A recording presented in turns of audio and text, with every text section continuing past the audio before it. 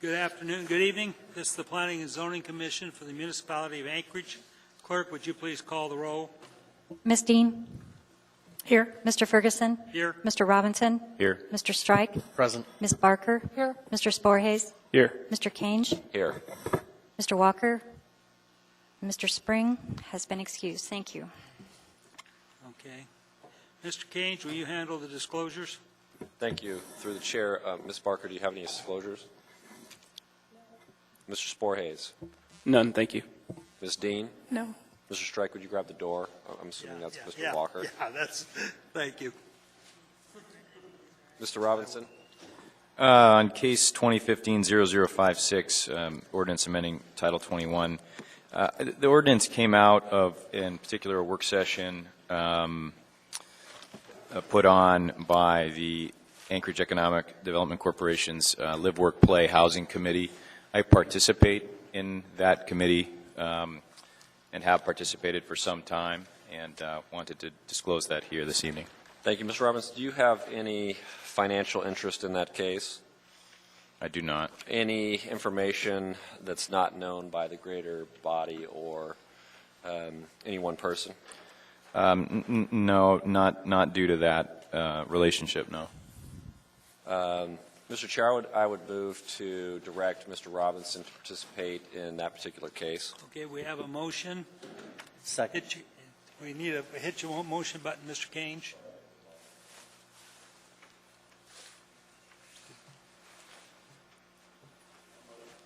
We've got a motion and second. Would you please use your machine to vote? That motion carries. Mr. Robinson, you are directed to participate. Thank you. Mr. One, Walker, two, do you have three. any- Well, we got you right. Mr. Walker, you did not vote. And Ms. Barker, you did not vote.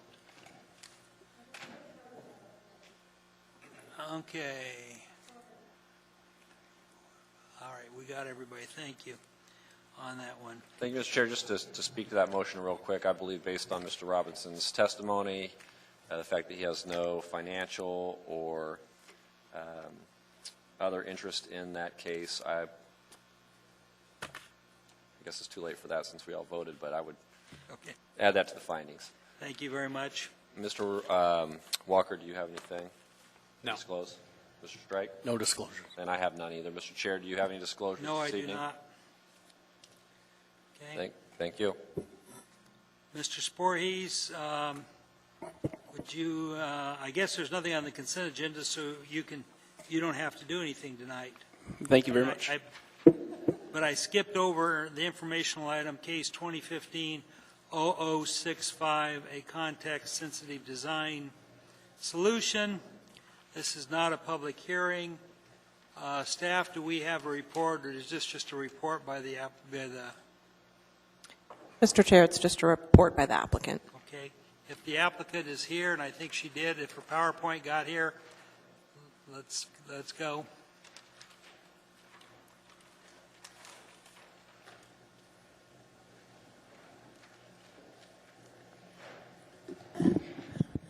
Hello, I'm Michelle Ritter with Dow.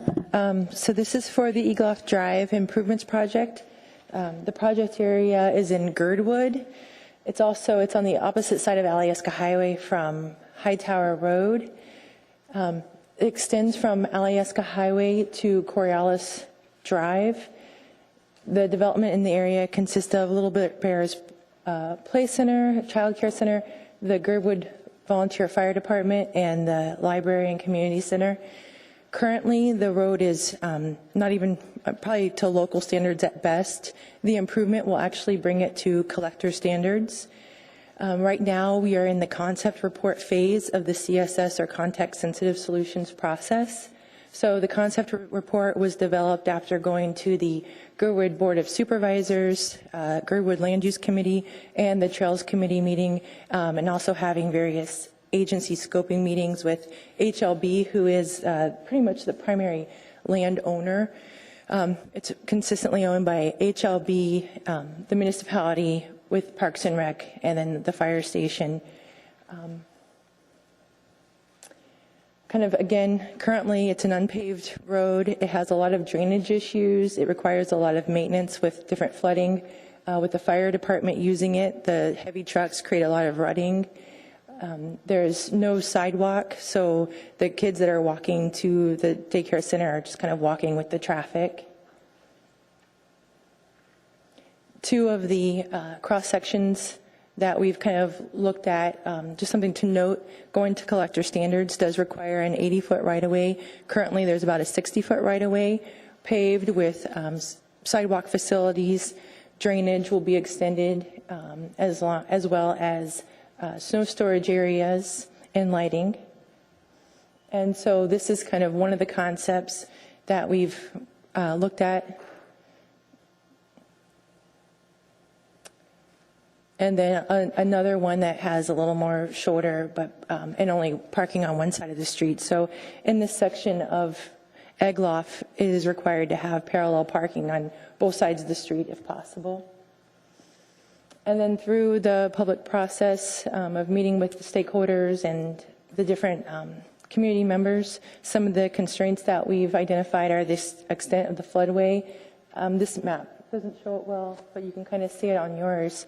There is a floodway fringe and a floodway that kind of impact most of the area, so we will have to consider that as we're expanding the right-of-way.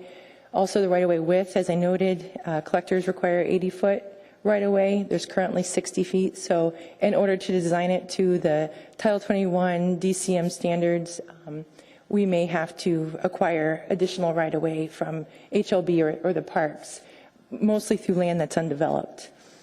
We also want to maintain the parking. There is a lot of ad hoc parking that's occurring, but it's needed parking, so we need to figure out ways to maintain that, as well as connections to the existing parking that's at the various trailheads. Pedestrian crossing Alyeska Highway, even though Alyeska Highway is not part of our project, if there is something that we can look at that's within the realm of the project funding, we will. And then overall, just maintenance reduction through improving the surface and the drainage. That's it. We'll be going back to the Girdwood Board of Supervisors next week, actually, to start moving forward with the design study report. So at that point, we will be working with them to develop probably a third concept and then really start talking about different cross sections, what's going to work from a maintenance standpoint. And we'll be back with that report as we move along. Thank you very much, Mr. Robinson. Thank you. I just would hope that you carry forward the idea of crossing the Alyeska Highway as an important item, whether or not it fits into the funding of this project. At the end of the day, I think pushing forward a DOT, a safe and way to get people back and forth across, I think is important in this area, and will only become more so. A question about the parking. The way, frankly, it's hard to imagine a road built out to this standard given what's there today. I mean, it sort of strikes me as a shocking change, right? Yeah.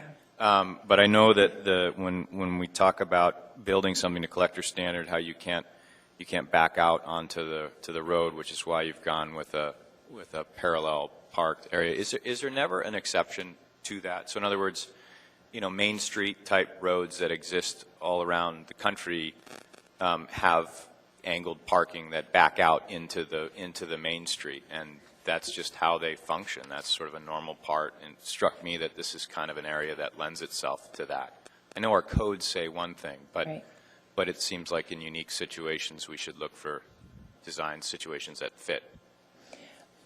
And Aaron Christie, the project engineer, is with me, and he may be able to better speak to that. Aaron, do you have any? And I guess just to I mean, what I'm trying to get at is getting people, along in front of the library or wherever. I mean, how many people are we actually able to accommodate through on-street versus then having to rely on additional lots being built out as part of this project or otherwise? Right, and that's something that we dove into to some extent, as you saw in the concept report, in terms of what the existing capacity is for parking by estimating the gravel swaths and how many parking spots those could accommodate, and then also looking at where people are actually parking. Right now, there's a fair amount of parking what's technically the front side of the library, although on the opposite side of the roadway, that's really underused from reports from folks who work down there and working with Kyle Kelly, the municipal liaison to Girdwood. And so it really looks like there's additional capacity that's just being underused because there's some convenient parking out along the roadway. So if there was justification for the diagonal parking, we might look into it in terms of you need more capacity, but as soon as you have diagonal parking, you also need a wider cross-section and create those dangerous situations. So, yeah. Would you state your name for the record and spell it for us? Absolutely. Aaron Christie, Aaron, A-A-R-O-N, Christie, C-H-R-I-S-T-I-E. Thank you, sir. Just if I may, could you also remind us again the extent where this project goes to, where it stops exactly? From Alyeska Highway to Coriolis Drive, so I'll back up. So kind of back behind the baseball fields. Okay. And like a cul-de-sac then likely there, or a hammerhead, or just? Or kind of even curve into the Coriolis Drive that's platted and developed. Okay. And if it's determined that the parking that supports the area is off the street, is that it's not part of this project, is it? That's just a suggestion on how it can be resolved in the area? Yeah, that's right. It would probably be some discussion in the DSR. Great. Thank you. Mr. Strike? Yes, thank you, and through the chair. Being familiar with the area as well, snow removal, winter conditions. We can't use this last winter as an example, but this area does and will get hit with the snow. Taken out of the parking, where do you propose the snow removal will take place for the maintenance on this? Will it be on your map, will it be to the east, or will it be on both sides of the road? The two different concepts suggest different solutions to that. In concept 2, it's going to be on the west side of the road. One side versus the other. One side versus the other. And then... That's what I was hoping to hear Yeah. because of the wetland issue and how wet the area is. Yeah, Okay. Thank you. you're welcome. Any further questions? I have two questions. I would hate to see us take an 80-foot right-of-way when we only need 60 foot. Right. I hate to see us taking any private property we don't need from the tax rolls, and we have to maintain it. And just because somebody said 80 foot was a magic number, if we can put it in 60 foot, I would rather see us put it in 60 foot, handling the parking, handling the snow storage, and that in lighting down there is sensitive to this. We've had many debates in here on lighting issues, but I would like to keep the lighting at a minimum and to a pedestrian scale, as opposed, we've had big debates on lighting arterial highways to what level and stuff like that. And, it's a winter community. The dark nights are nice down there on that one. Am I correct, staff? This doesn't require a resolution or anything else from us? Mr. Chair, that's correct. There's no action for the commission to take. All righty. If there are no further questions from the commissioners, I see none. Thank you very much for your testimony.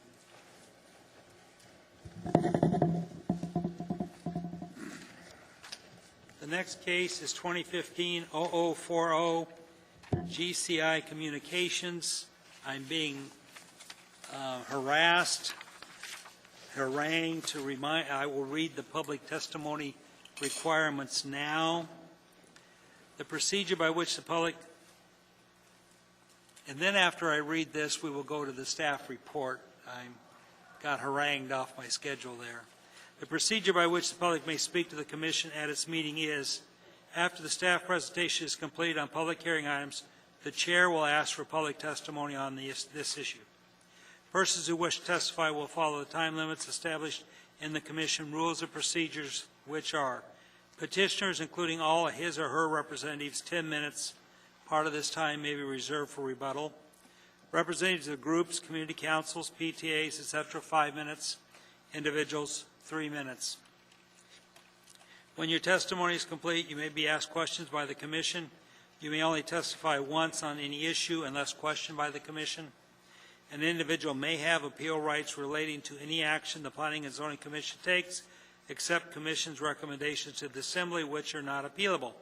Appeals must be filed with the Clerk's office within 20 days after approval by the Planning and Zoning Commission of the resolution, which is the Commission's final decision. A fee for the appeal is required at the time of filing. May we have the staff report on case 2015-0040, the petitioner's GCI Communications.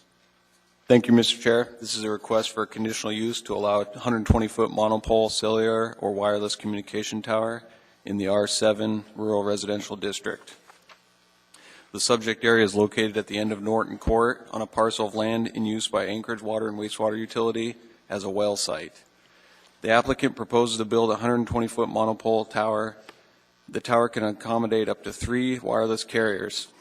Each provider will install antenna and on-the-ground base stations equipment. The applicant has met with Community Council on 6 different occasions, with the final meeting taking place on January 15, 2015. Findings: the conditional use meets the standards of AMC 2150-020. The proposed site plan meets the minimum yard requirements required by the R7 district. The tower does allow for co-location of additional cellular providers, and the lease area will be co-located with an existing utility. The conditional use meets the standards of AMC 2145-265 for community and local interest towers. The petitioner proposes construction to occur as soon as all permits have been secured, and there are no protected land use structures within the 200% tower height radius. This tower is proposed to be approximately 120 feet in height, and the closest residential structure is located 243.6 feet away. The conditional use also meets the standards of AMC 2150-280, antennas, community interest, and local interest towers. The application states that there are no other feasible alternatives to the construction of this proposed site, and that no other towers are located in the vicinity that is suitable for the purpose of the facility. The proposed tower will have visual impacts on the community. However, the 120-foot height will allow for co-location of other cellular providers, which will reduce the need for multiple towers in the neighborhood. AWN is proposed G/GCI is proposing that due to the limiting factors in residential zones, the construction of a new tower on the existing utility parcel is suitable for the area and is compliant with the request of the Chugach Community Council for a tower that is tall enough to accommodate other carriers. With that being said, the department recognizes the need for improvements to the wireless communications network in the area. For the reasons stated in the analysis, staff is persuaded that it is an appropriate location, and the department recommends approval of a conditional use to allow a 120-foot monopole cellular or wireless communications tower in the R7 district, subject to the conditions of approval 1 through 4 found on page 11. I'll be happy to answer any questions. Thank you. Do we have any questions for staff? Mr. Strike. Yes, I do. Thank you. And through the chair, I'm going off recollection, but I was under the understanding that there's a new federal statute that allows the extension or the increase of an existing tower height once it's been approved in a community to be extended or expanded beyond what had been approved in a community. I know that we have not faced that yet, but are you aware of that or not? Through the chair, Mr. Strike, I have looked into it a little bit, but I'm not up to speed as the exact language. Perhaps maybe the applicant would be able to state exactly what that says. Okay, thank you. Yep. Do we have any other questions for staff? Is the applicant here, and do they wish to testify? Is the applicant on case 2015-0040? Yeah, okay. Sorry. Good evening. My name is Nick Miller. I'm a director of wireless implementations at GCI, and I have Cindy Coughlin. She's our site acquisition specialist. Okay, you have 10 minutes. You can save a portion of that for rebuttal if you want to tell us what that is. We will save some time for rebuttal. How many? 5 minutes. Fine, okay, we'll Okay. save 5 minutes. We originally approached the Chugiak Community Council back in March of 2014. We went to a different parcel on Barron Drive. We've worked with the Community Council several times. Since then, we've actually attended 8 meetings over the past 14 months to work with them to place the tower at a location that they were most happy with. We did end up moving over to the Norton Court site based on input from the Community Council. We did also design a 3-carrier tower to accommodate other wireless carriers when they wanted to improve their service in the area. The last vote we had with the Community Council to hopefully get their approval for the site, members voted 13 to 11 and did not pass the resolution. We do believe that we've worked diligently with the Community Council, answered all their questions, but unfortunately we have a significant gap in coverage in this area, and we do need a facility. So I will save the rest of our time for questions after the community. Okay.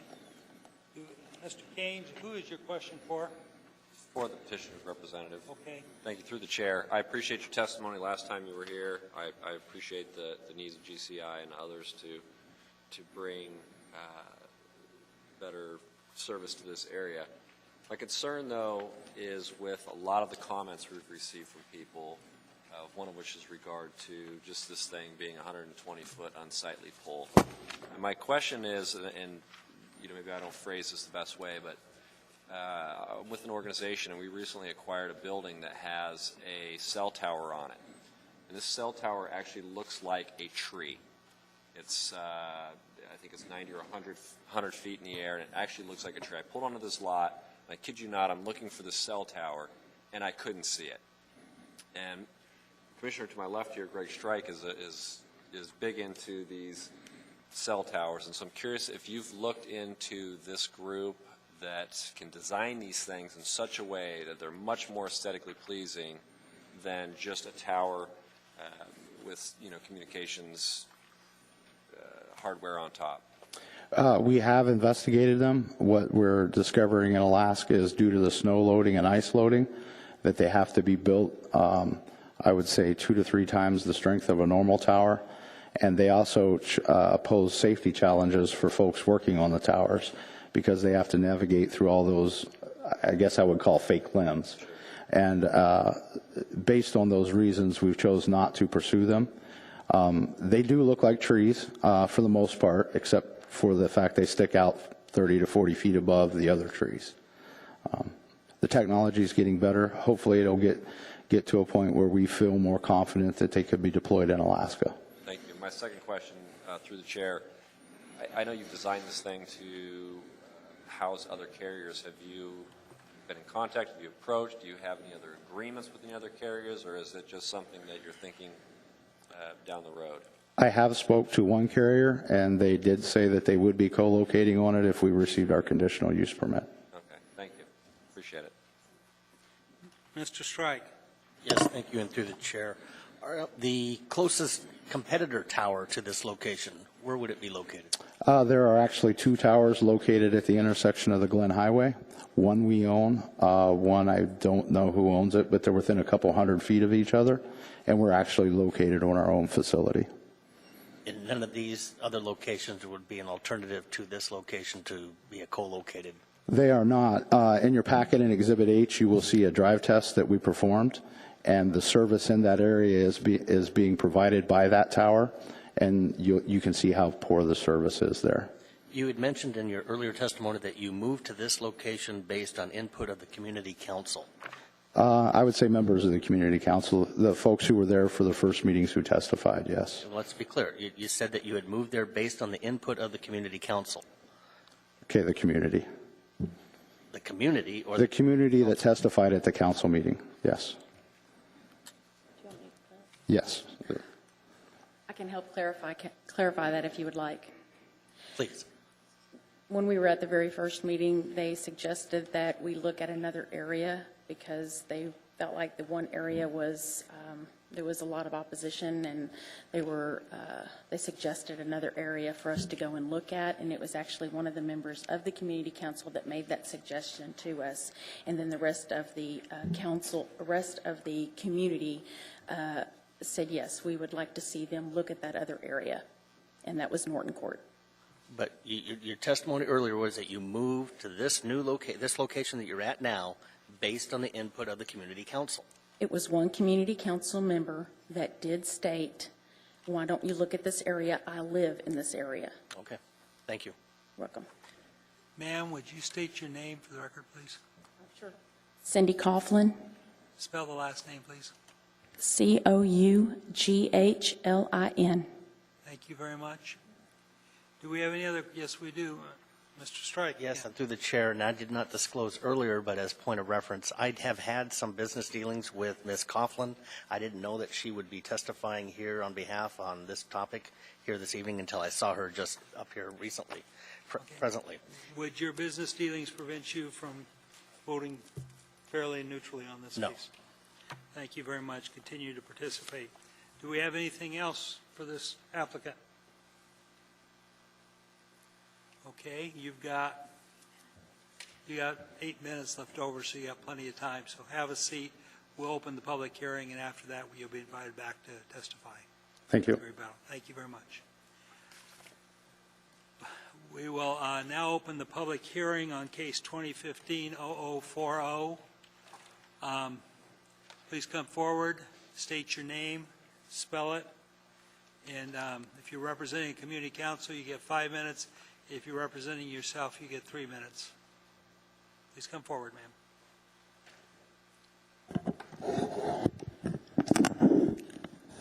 Good evening, Commissioners. My name is Maria Rentz, R-E-N-T-Z. I am the Chugiak Community Council President. I am testifying on behalf of the Council. Very good. You have 5 minutes. Thank you.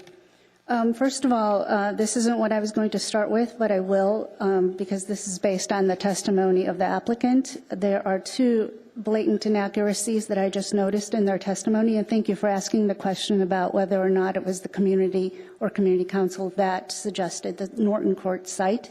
It was not. In fact, the person who suggested this did not testify at the council, either in favor or in opposition to, but it was our Assembly Representative Amy Domboski who suggested this site to GCI. She happens to live, I believe, on Norton Court or very close to Norton Court, and she is the one who, off the record, suggested this to GCI. She later on told me that that was her idea. So it was not the idea of the Community Council to move it from Barron Drive to Norton Court. The second item that I noticed was that that GCI stated that this was the only other suitable area or location for this cell phone tower. In fact, in one of the early meetings, sometime between the first meetings with the proposed Barron Drive and the current location, I had personally proposed that they look at putting the cell tower near the high power lines, which right now traverse Oberg Field, which is a municipal park. And I believe it was Ms. Coughlin who said they would never let us put a cell phone tower in a city muni park. Well, subsequently, I actually happened to be looking at something on the Assembly agenda, and I noticed they were taking up testimony on a cell tower at Kincaid Park. And it is not unheard of nor uncommon for cell phone towers to be located on municipal park property. So that being said, I beg to differ that there is not a better location. There is already, this would have far less impact on residences. It's also, the Norton Court location is 1/3 of a mile from the original proposed location on Barron Drive, which was told to us by Cindy Coughlin at the very first meeting that that was the ideal site for that. The Oberg Field location is also 1/3 of a mile in a slightly different direction, but also 1/3 of a mile distance to that originally proposed ideal site.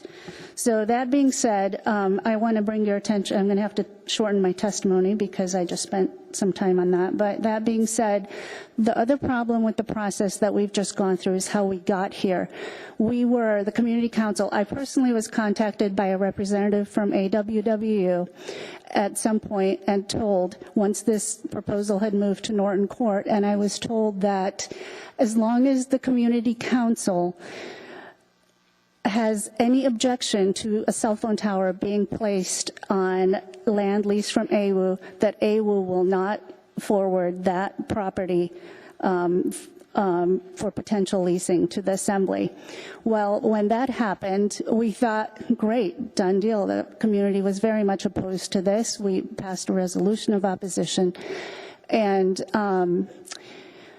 of course, that was not to GCI's liking. So GCI went on to speak to the AWU board about this policy, and the AWU board reversed their policy. Not only did they reverse it, they didn't make it retroactive. So they came back to us and said, well, no deal. Sorry, we have to pass this on to the assembly. So the process is extremely flawed and not fair to the community. Had we known, we might have negotiated something different, something else, proposed another site. We believe there are other sites, and this is not the ideal site for this tower location. I am probably going to leave it at that because I have a feeling 5 minutes is coming up. But if you have any questions, I will be happy to answer them. Okay. Mr. Strike, are you still in the queue, or is that question out? Okay. Do we have any questions for this public testimony? I do. Okay. Do you have a cell phone in your purse? I do. Okay. Help us understand this, because about every second or third month, we have a cell tower issue. And most people today carry a cell phone. Most people understand that they need antennas. How should we select where the antennas go? Well, I don't think there is a complete lack of coverage in that area. We have very close friends who live in that area. They have no problem. We have no problem. We are not, for cell phone service, we are not GCI subscribers. So does every parcel in the municipality have to be covered by every subscriber? I actually had a different, by every provider. I actually had a different company providing cell phone service to me. I worked from home. It wasn't working out. I had to switch. I switched providers. You know, I think it's a little bit, maybe it's not fair to them. Maybe it's not fair to us. I don't know how to answer that. It's not, and you know, we all make choices, and you know, I'd like to drive a BMW, but I can't afford it, so I'm going to stick with Honda. What can I say? I mean, it's just, I'm honestly we struggle with this. No, we do, because every time we get a cell phone, we get a number of people who basically say that we want another location, and they think it will work, and we will hear that tonight. I'm trying to figure out a bigger picture, because it takes, staff works very hard on these, and anyway, it's a no-win. I'd like to add just one more thing. The issue about that the Chugiak Council proposed that we build taller towers to co-locate. We did do that. However, that was to keep the proliferation of towers to a minimum. We would rather see one taller tower with 3 carriers appropriately placed, but not in an established neighborhood. Appropriately placed, maybe a taller tower that services more, so they could have co-locations, but not towers every 500 feet. This is kind of reminiscent of the quarter-mile park access idea. Okay. All right. So, we have no other further questions. Thank you. Thank you for your time. Anyone else choose to testify? Anyone else?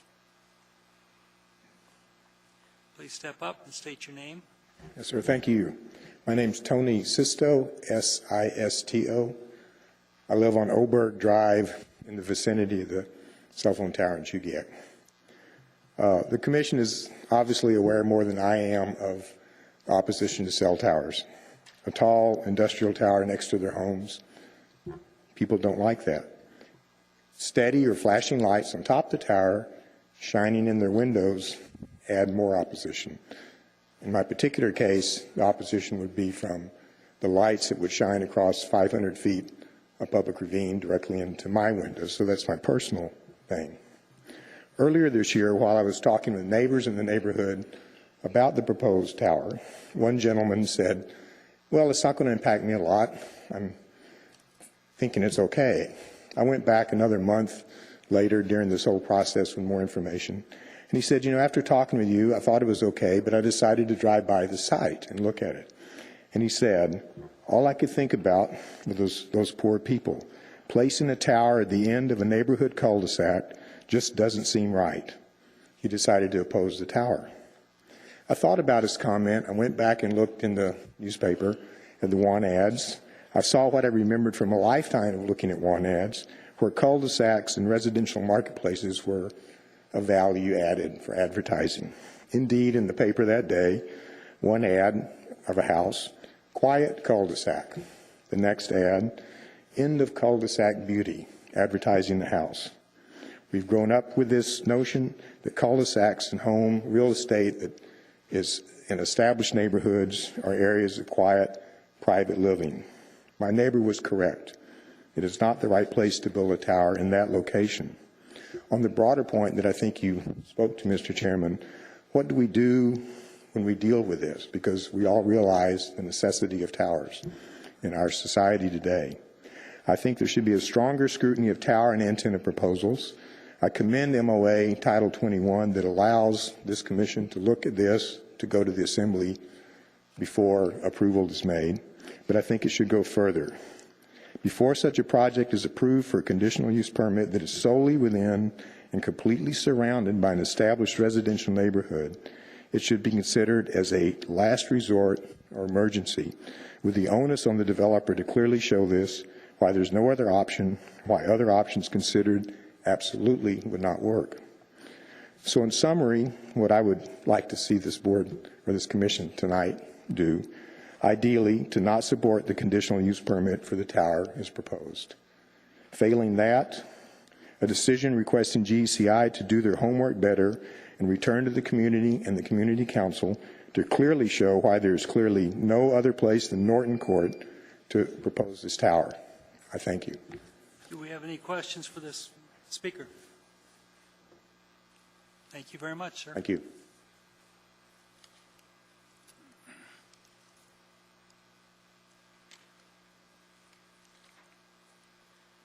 Come on up. Good evening. Good evening.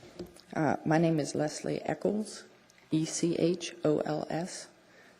My husband and I actually own a house and property adjacent to the site where GCI would like to put their tower. As you might gather, we are adamantly opposed to such a eyesore, if nothing else. I will tell you, I am glad that Maria did address the issues that were talked about, that we suggested that site. That is not true. The Community Council, I'm a member of the board, we did not suggest that site at all. In fact, while that she told you the last vote, that is correct, that was the vote. But we did have multiple people out of state and sick at that time. Before that, all the votes that had been taken were basically a landslide. Either there was like one person that supported it who happened to work for GCI. Before that, there were none. That said, I would like to also address the issue that Maria mentioned to you about the AWU. And I actually have a copy of the letter.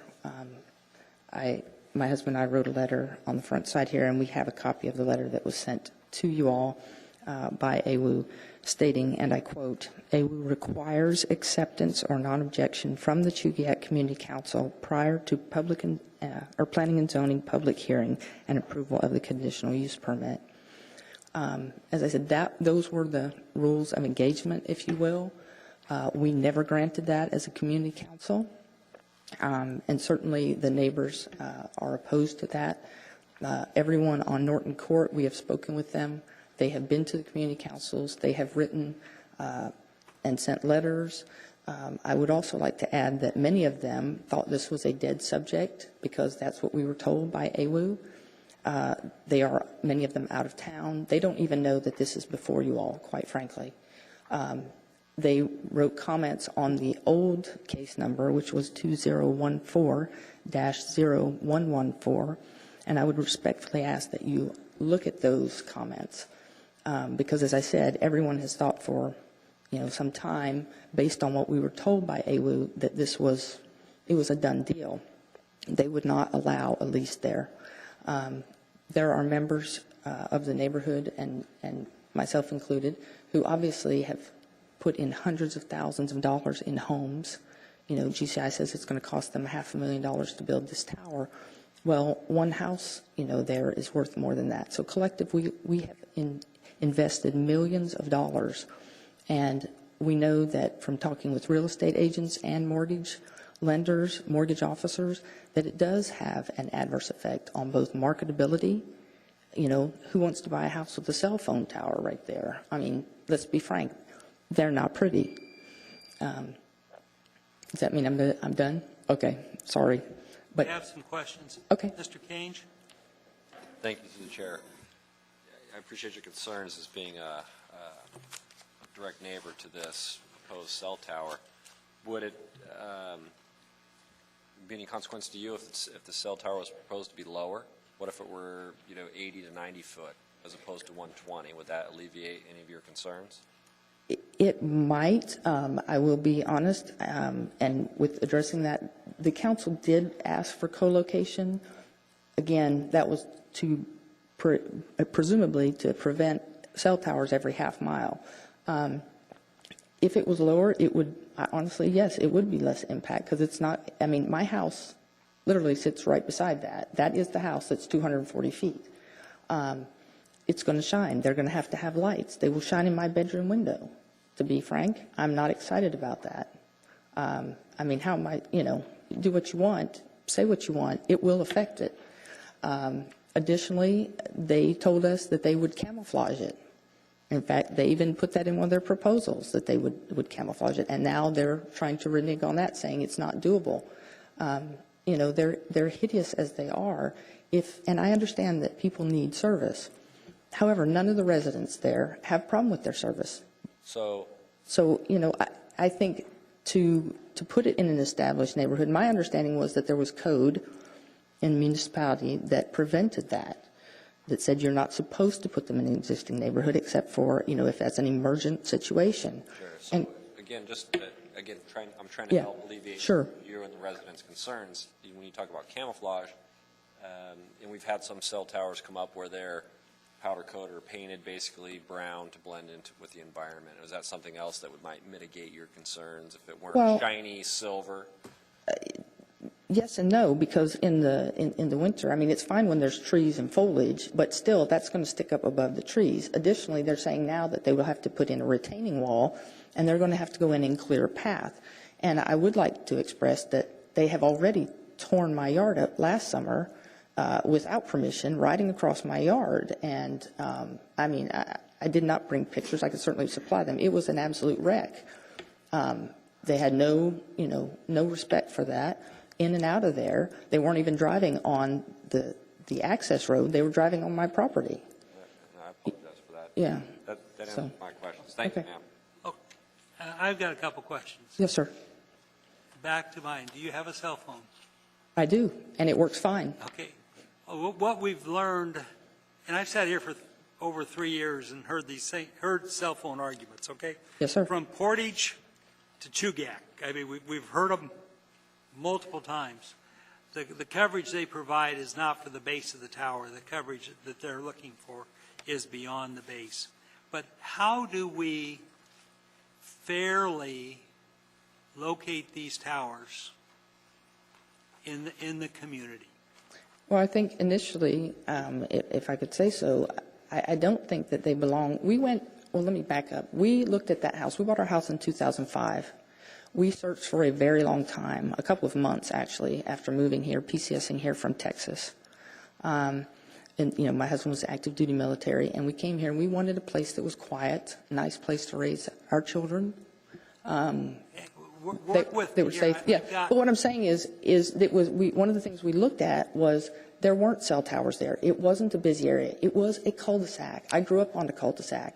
It's a quiet place to raise your family. It's a safe place. You don't have ugly eyesores. I mean, if I wanted that, no offense to those of you that live in Anchorage, but I'd have bought a house in Anchorage beside a cell tower. That was one of the things that we looked at, and where we wanted to stay, what we wanted to invest a very large sum of money in. I mean, these, houses are not cheap. It is a huge investment, and we don't want to have that have anything detrimental because of somebody who wants to come in here after the fact. I understand that people need cell coverage, but I will tell you that, and I don't mean this to sound rude, but it's not my job to provide that for every carrier in every place. And additionally, since we're talking about other carriers, they did present us with a letter at the Community Council, and what they just told you was that the person said they would co-locate. That is not what the letter said. It said they would consider co-location, which is entirely different. Obviously, GCI is in this to make money. They have nothing but to gain from it because if they get other carriers, they're going to obviously be charging that. They're going to be having people who have their cell phone. That's the way they make their money. I understand that. I also know that for years I had a package with GCI where I had a home phone, internet. I did not have cell service, and cable. And quite frankly, the home phone was free because it was a package deal. So everybody doesn't have to have cell coverage at every spot they're in. I mean, that's insane to even suspect that would be the case. All right, we have no further questions. Okay, thank you. Anyone else care to testify? Anyone else at all?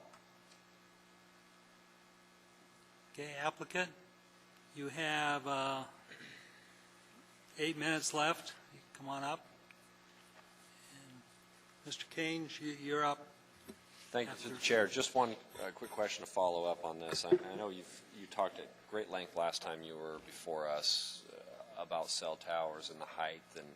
And as these cell towers get closer and closer, can this height come down? I mean, would it be a problem in this particular site to have an 80 to 90-foot tower as opposed to a 120-foot tower? Well, we've moved the tower to a location that's approximately 20 foot below grade to help better camouflage it and get it farther from the residents. If we were to move it back up on top of the hill, we could reduce the height by 20 feet, but it's still going to stick up above the trees. And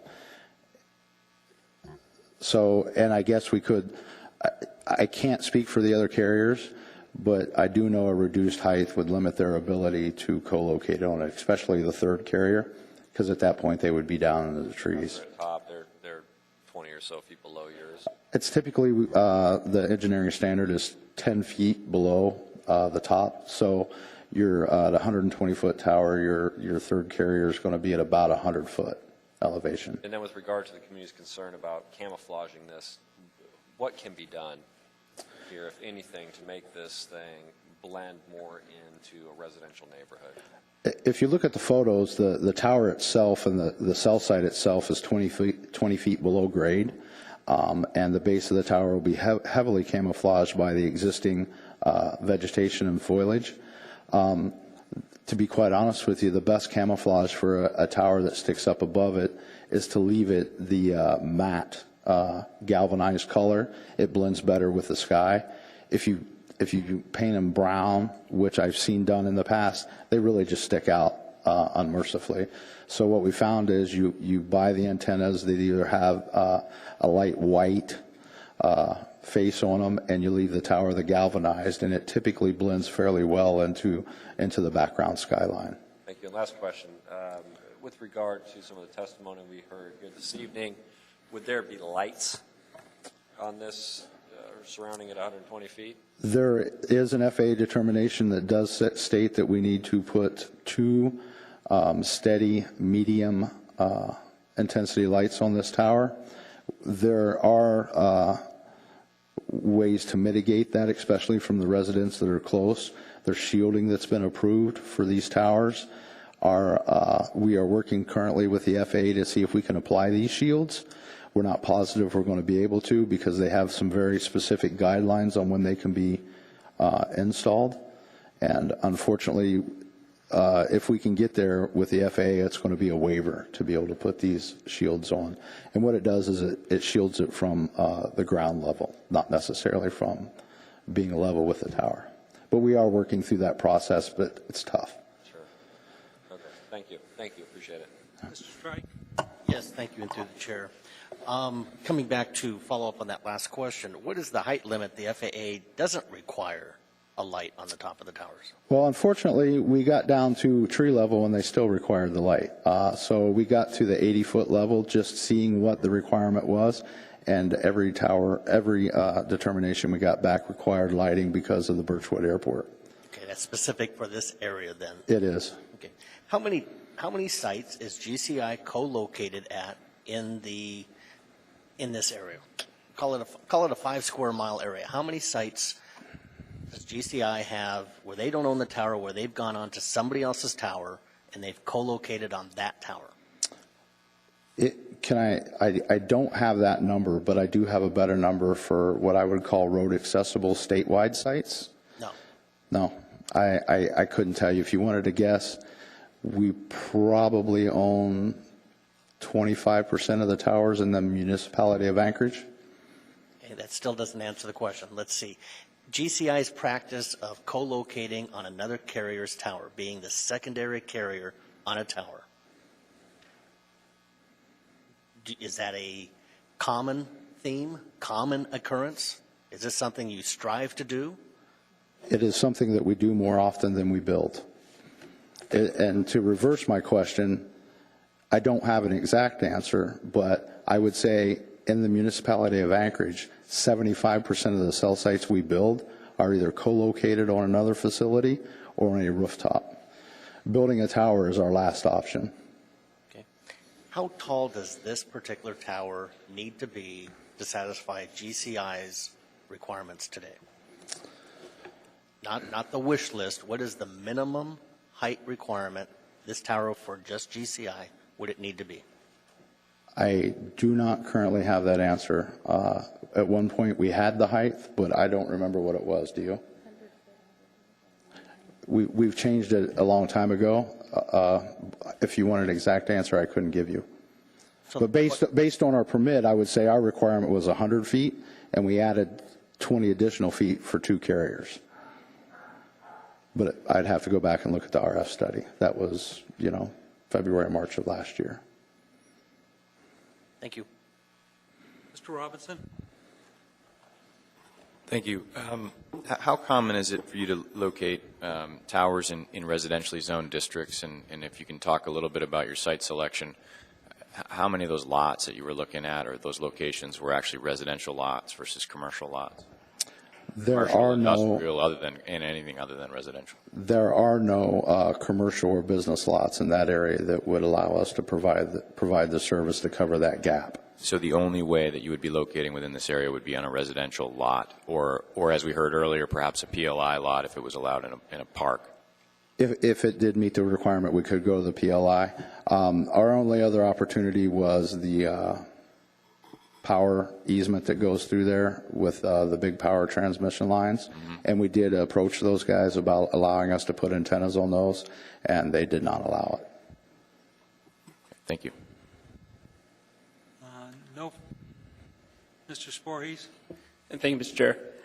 And Nick, would you give me a little clarification on 2 things? One, first of all, maybe the balloon test and the point of that test.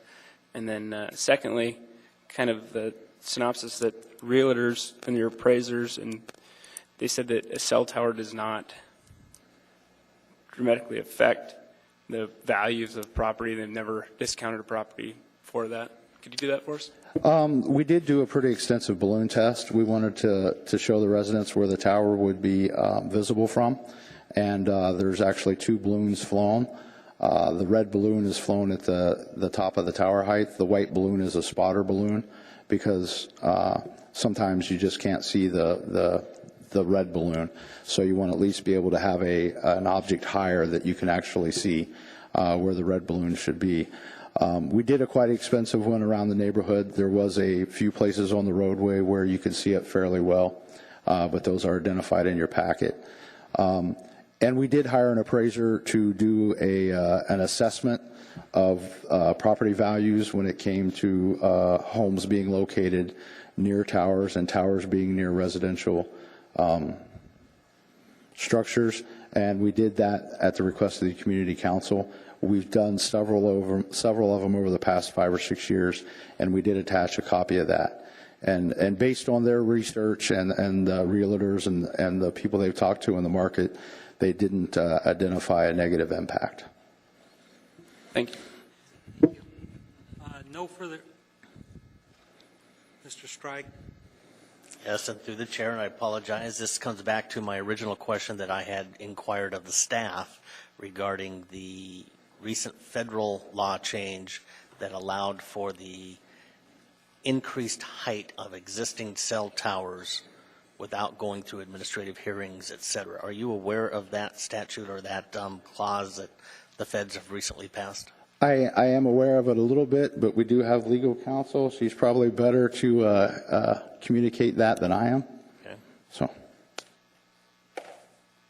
Please state your name for the record and spell it. Sure, Mr. Chair. It's Rebecca Wint Pearson, WINDT-PEARSON, legal counsel for GCI. And I believe what you're referring to is the 2004 rulemaking by the FCC that basically interprets existing federal law to say that an increase in the height of an existing tower that is 10 feet or 20% of the height of the tower does not have to come back before a planning and zoning commission for another conditional use permit.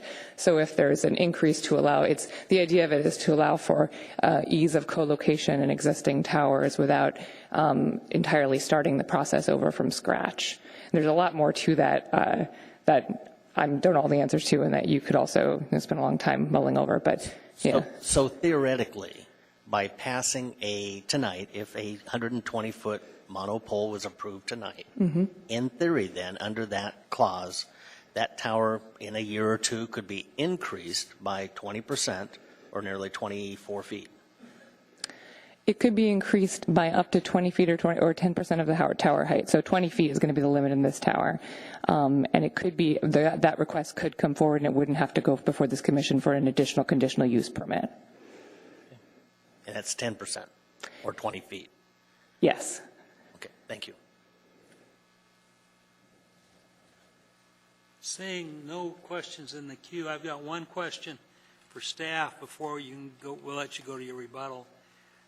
Staff, would this tower be allowed in a PLI zone? Mr. Chairman, yes, it would be. Okay, do we know of, are there any added restrictions or anything, any height limitations or anything like that if this were to be put in a PLI zone? In the PLI zone, there is a standard height. I'm looking that up right now. Under 2145, 265.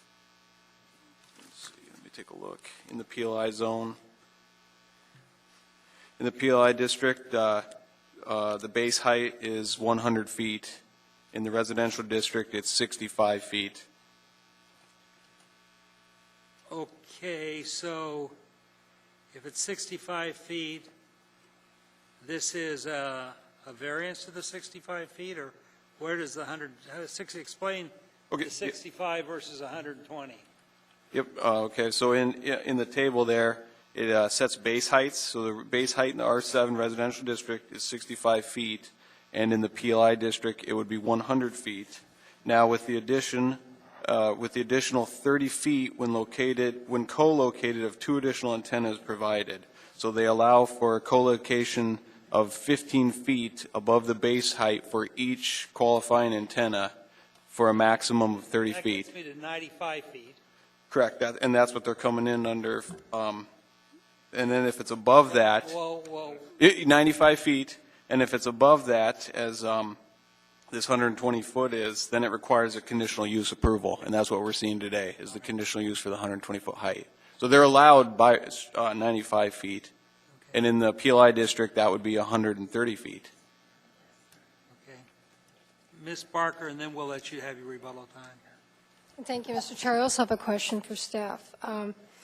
In looking at the site here,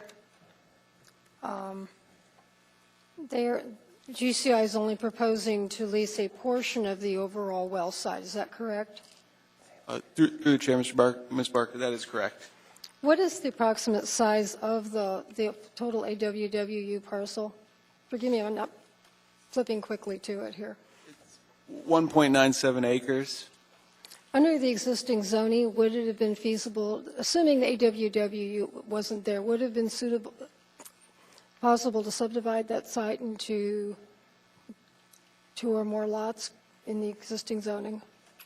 Under the R7 zoning, Mm-hmm.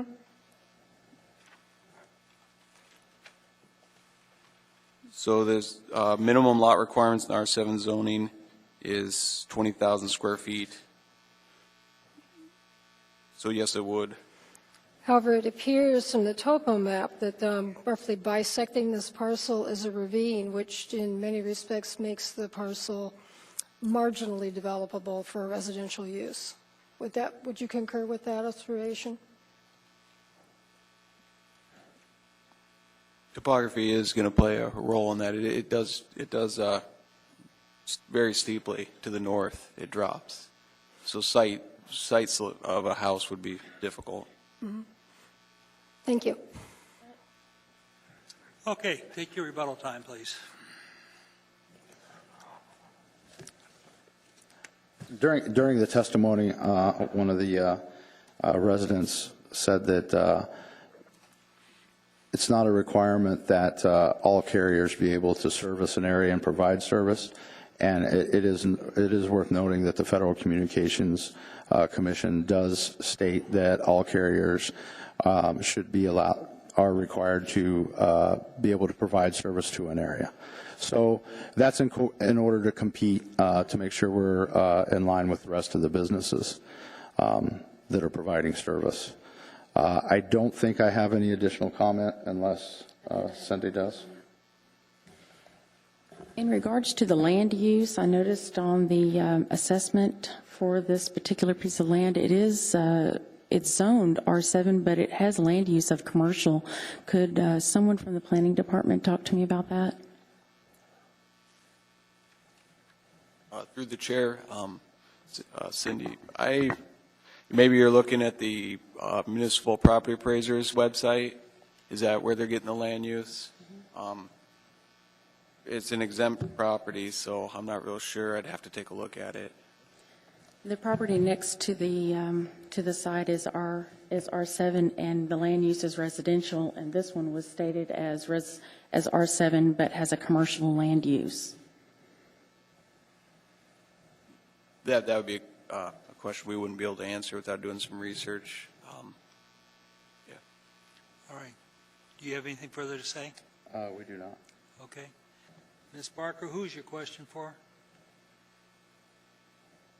Sorry, didn't have one. Thank you.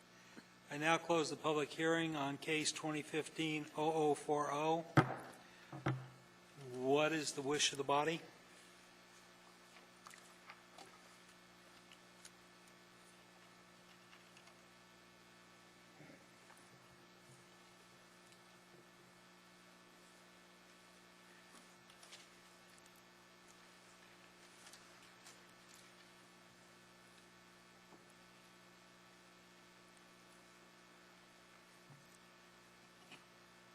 Mr. Strike?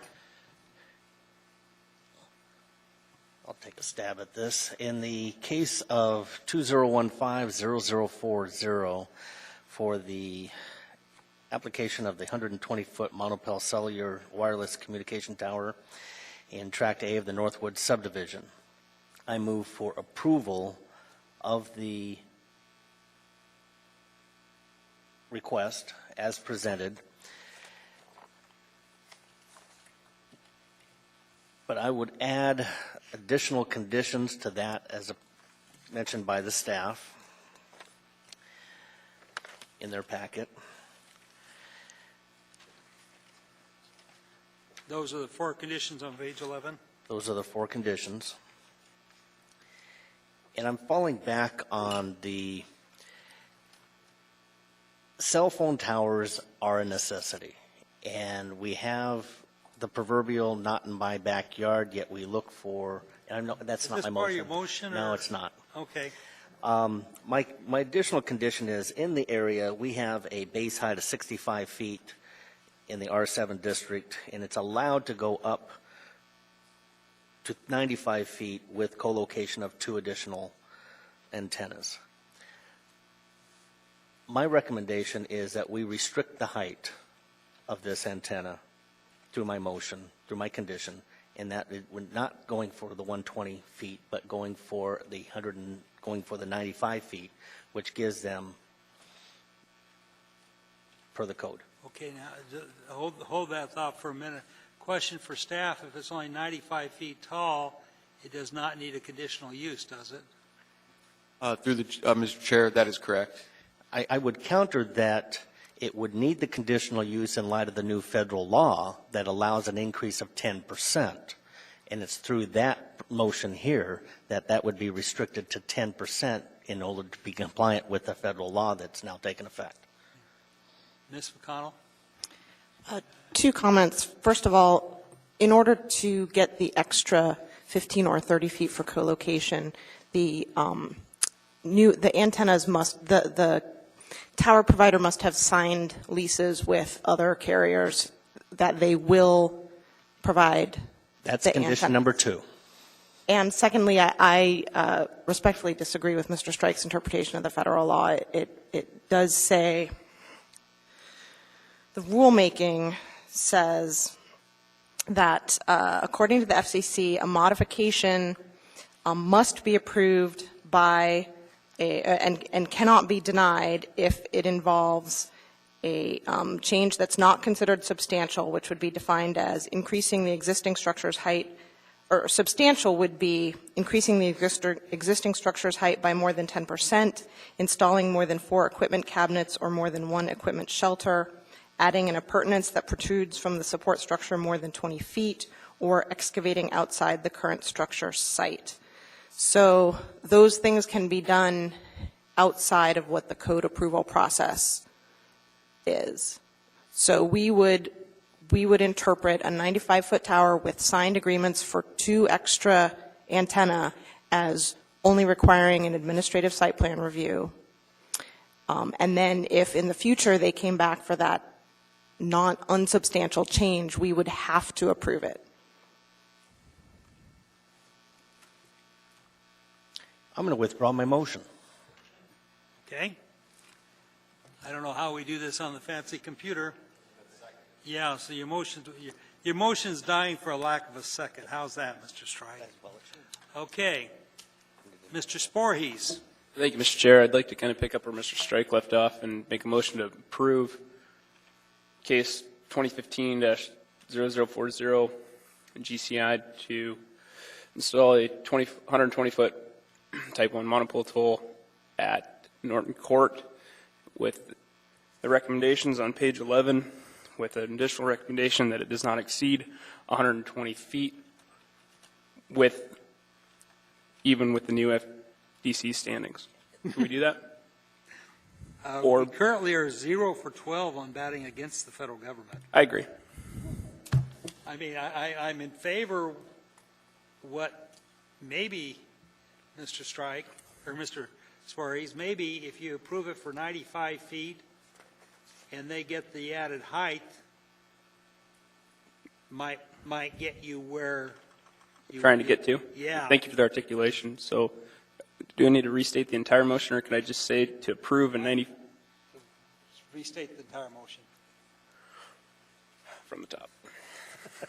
Make a motion to approve case 2015-0040 GCI Communications to install a Type 1 monopole telecommunications tower at Norton Circle to not exceed,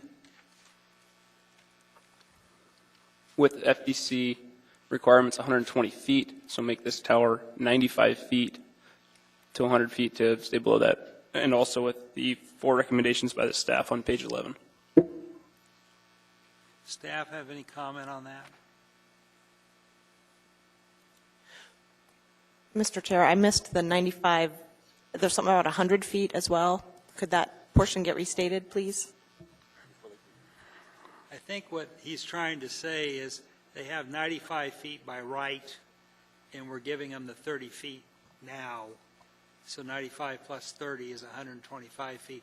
But by giving them the 30 feet for the co-location, that means that they can't come back for another additional 30 feet for another co-location per the federal law of 2004.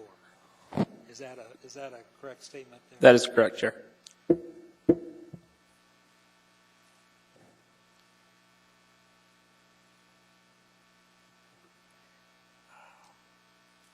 Sorry, Mr. Chair. I'm not sure there's anything you can do to override the rulemaking, which was actually done in 2012 by the FCC. We can make it clear it's our intent that we don't want this tower higher than 120 feet, is what I think we're trying to do. That is correct. Okay. Through the chair to the staff, what would be a proposed height that would not allow GCI to extend beyond 120 feet? Through the chair, Mr. Sporhes, so your intent is to lower the height that you are approving tonight so that if they do come back under the FCC rulemaking, they're not taller than 120 feet? That is correct. I'll have to do a little math. Mr. Sporhes, maybe we've got the public hearing. Maybe we table this to allow staff to have some time to look at some words. I'd agree to that. What staff think that'd be a good idea? I apologize, Mr. Chair. We were talking about the height. We think 100 feet because if your max addition could be 20 feet. Okay, and that works because by right they got 95, so we go to 100 feet. And okay, they're on a roll right now. We'll go back, Mr. Sporhes, reread your motion, but go to 100 feet. Thank you, Mr. Chair, and thanks, staff. Make a motion to approve case 2015-0040, GCI Communications, the conditional use, to install a 100-foot Type 1 monopole telecommunications tower, not 120 feet, and also with staff's 4 recommendations on page 11. Okay, do I have a second? Ms. Barker, I have a second. Mr. Sporhes, Ms. Barker, do you care to speak to your motion before I go to Mr. Kange? Thank you. I will be supporting the motion. One of the questions that this really calls to mind, as we have looked at many of these issues, and something perhaps staff we need to look at and some step back on a larger picture, is do our current ordinances really support the state of the art? If 100 to 120 feet is norm, does a 95% de facto height limitation make sense? That's an aside issue. My line of questioning of staff had to do really trying to go to really what is the highest and best use of the parcel here, and the fact that although it is used for a water facility, that is a public utility. We are now, as other commissioners have expressed here, in a situation where we're basically having to make a decision about it's a private business, but also a utility in the public interest, and the necessity to weigh the broader public interest, which is access to cellular communication for both data and voice and business communications, against the perceived impact of a smaller group of adjacent properties, and considering that the lot, although it's in a residential zone, is actually already de facto in some kind of a public utility use. I'll just offer that as my reasoning and findings for supporting the motion. Thank you. Mr. Kange and Mr. Walker. Thank you to the chair. I appreciate the comments from my other fellow commissioners. I would support this motion if it had, and maybe I offer a friendly amendment. I'd like to see additional conditions that relate to screening of the lighting on top of the monopole tower, as well as additional camouflage at some point, or at least to direct the petitioner to work with the community council on some sort of other camouflage for the tower to make it more aesthetically pleasing. What I heard the petitioner say on the screening of the lighting is that's an FAA decision. And so I don't know, I don't have a problem, but I don't know if it does us any good, because we can ask for it. If the FAA says no. Then let me rephrase. I would like to see at least the petitioner try and obtain FAA approval. Make application for a waiver? Right, correct. Okay. And I present that as, I didn't word that quite as an amendment, but if the mover and the seconder would allow that, I would feel more comfortable supporting their motion with those additional recommendations. Well, okay, you either got to make it in the form of a motion for a second, or we'll go on. Well, if there's a first and a second, so I guess I'll move to amend the original motion that's on the table to have an additional recommendation that the petitioner applies for screening, light screening with the FAA. I think that's clear. My additional recommendation would be that they work with the community council to analyze additional camouflage or screening techniques, I guess.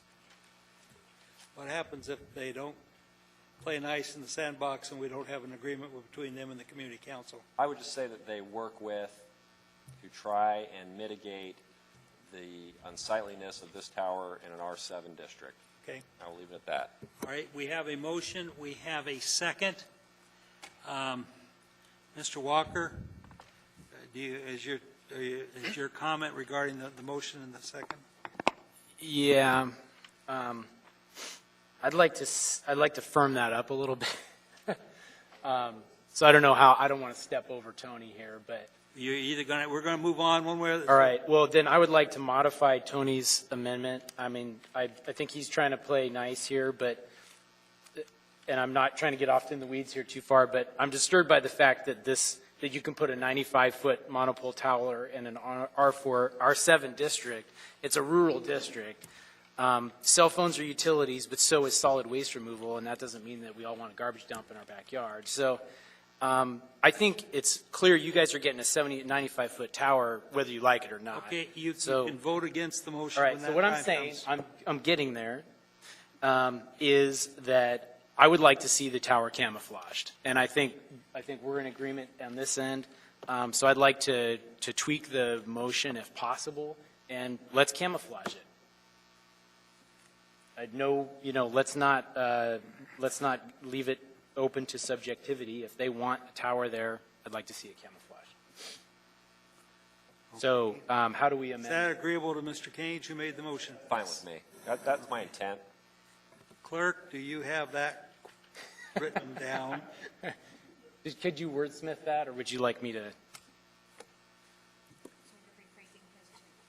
How about we just, rephrasing the motion to read that the tower will be camouflaged to resemble a tree. I mean, that's the camouflaging, right? So, and we'll leave that part open to artistic license, and they can figure out what kind of tree they want to make it look like. I don't like those, but okay, we're on a roll. All right. Mr. Robinson, is yours regarding the second? It is, Mr. Chair. I just wanted to say, this was the first time this evening that I'd ever heard that the stealth type, monopole towers that we see exemplified in other places wouldn't work here for a variety of reasons, weather, design. Have you heard that before? Well, I'd like to see it more definitively and not actually have it be relied upon by the person that would be responsible for paying for it. I mean, I think somewhere along the line, whether it's through this process, to say why it, why it wouldn't work and have staff evaluate that. I would say that we've asked for camouflaging, so we've So if they come back and say that they're unable to because there really are legitimate reasons here, then what? I don't know. Perhaps I they need to find a better location for it. I mean, it sounds like they didn't really test the the park spot, so I guess I'm thinking. So the first motion was that they would do their best to sort of work with people to come up with viable solutions. This one is you either do it or you're done. That's how I would interpret it. I think would you like me to answer that in greater detail, or If that's what our motion, if that's the intent of the motion. What I'm saying is, I think they're going to get a 95-foot tower whether they like it or not. If they want 120 feet, I think they should camouflage it, and I think that's summary of my point. My concern is what's camouflaged to one is not camouflaged to the other, and we've left that subject wide open to abuse on both sides. And I would like our decisions to be definitive on that. Do you have a suggestion? If I did, I'd make it. No. As far as I know, there's only one company that actually provides camouflage, and I've seen images of this, I mean, that would match in Alaska, that don't look like palm trees. So, I don't know. I mean, I don't know what the options are. They had varying percentages and densities, and I don't know that we're going to specify that here tonight. Mr. Voorhees, is your thing about the second or about the main motion? Thank you, Mr. Chair. It's a point of clarification and paying attention to the applicant's and the presenter's presentation. I recall, clearly stated that the best camouflage is actually the galvanized color because it blends in with the sky better than, say, a dark pole. That's what I recall him saying.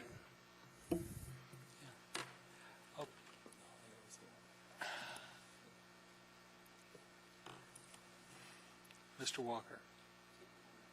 Oh, I was just going to say, I think I would refer back to Mr. Robinson's remarks that we shouldn't be relying on the applicant, who is the one who has to pay for the camouflaging, to give us the best information on how to camouflage a pole. No offense whatsoever to the applicant.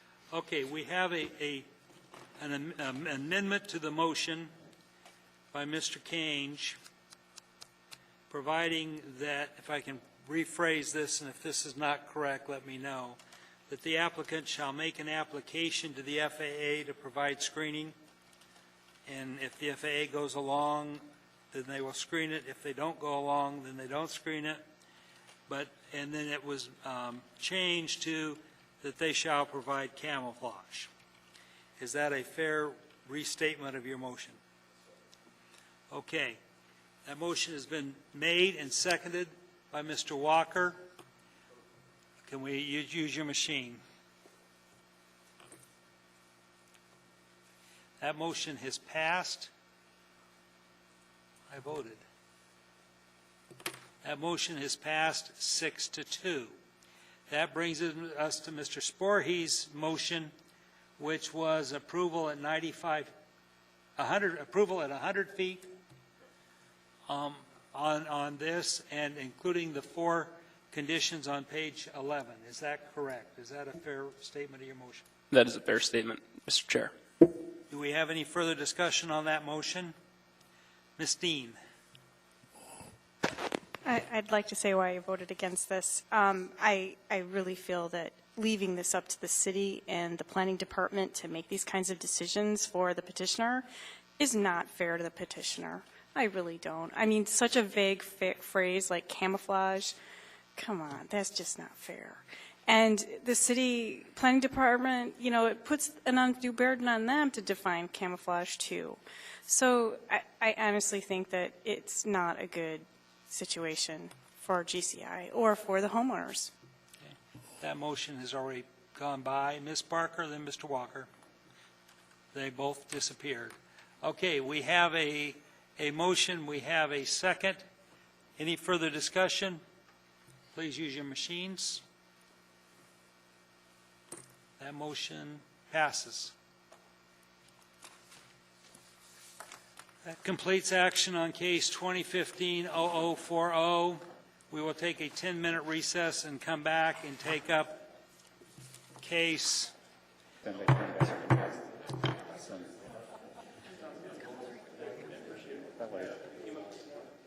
Mr. Sporres, let's get going. Before we go to the next case, does anyone have any findings on case 2015-0040 on that? Any findings on that? Mr. Sporres? Thank you, Mr. Chair. I believe that through the motion, we addressed those findings through the presentation that by the petitioner that they needed the particular height for the intended coverage, and I think that would pretty much cover it. Okay. Mr. Kange, Mr. Walker?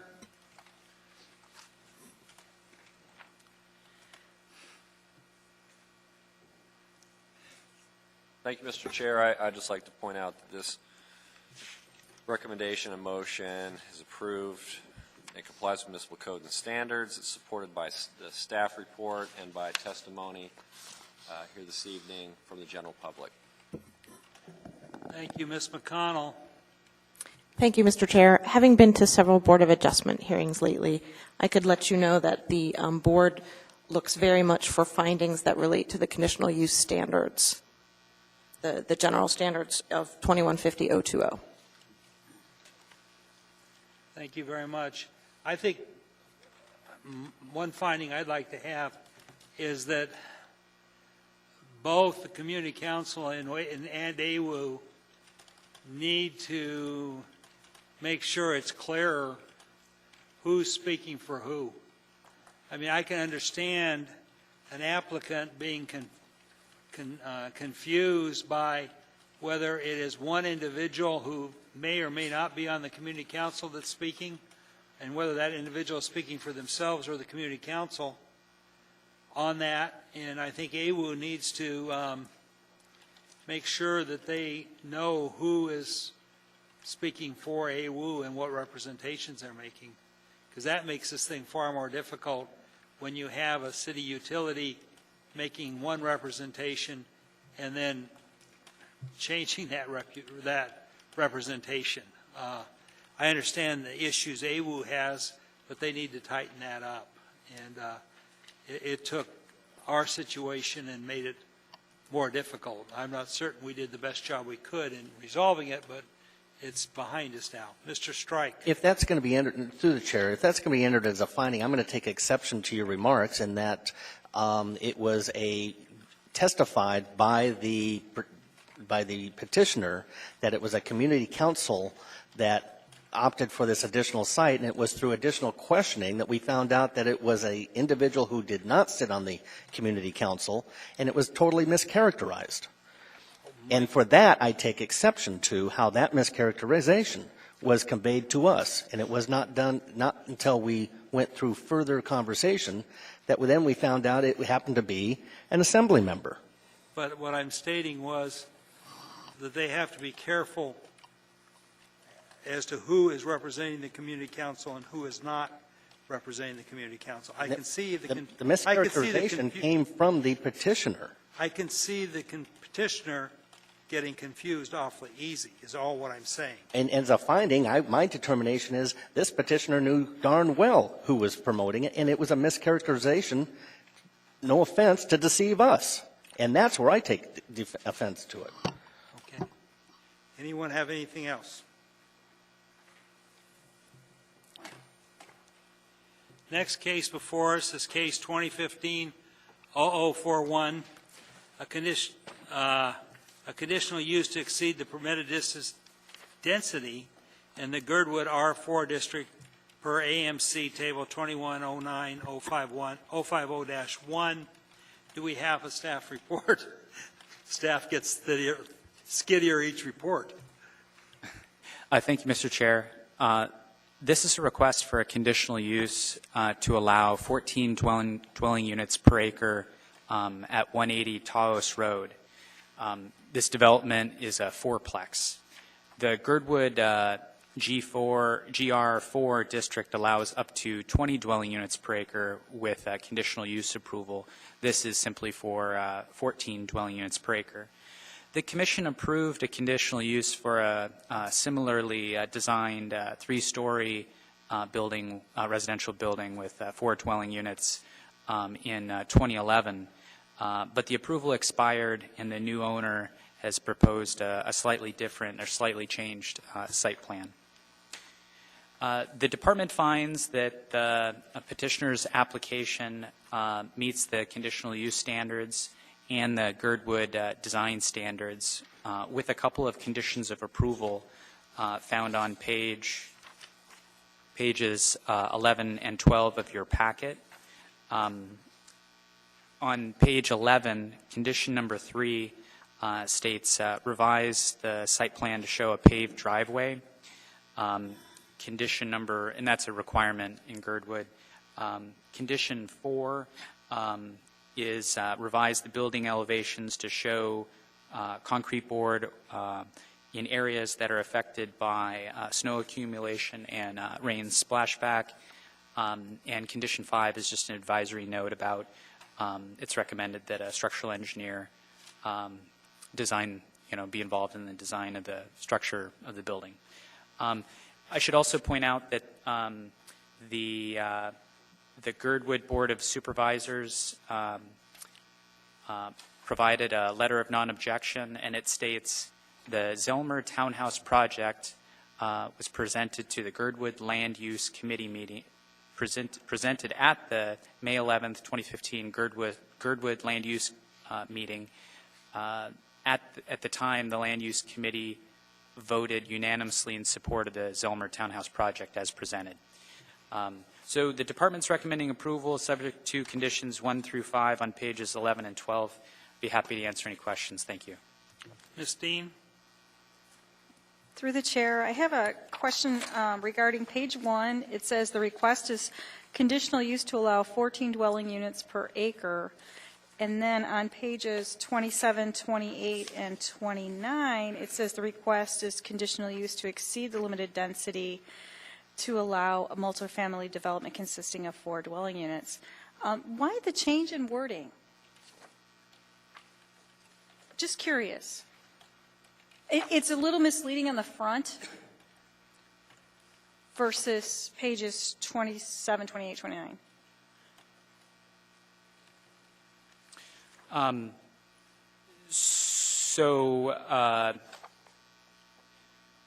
page 27, so this is the public hearing notice that's sent to the to all the property owners within 500-foot radius. We send it out to 600. It says conditional use to exceed permitted density in the GR4 district per the table to allow multifamily development consisting of 4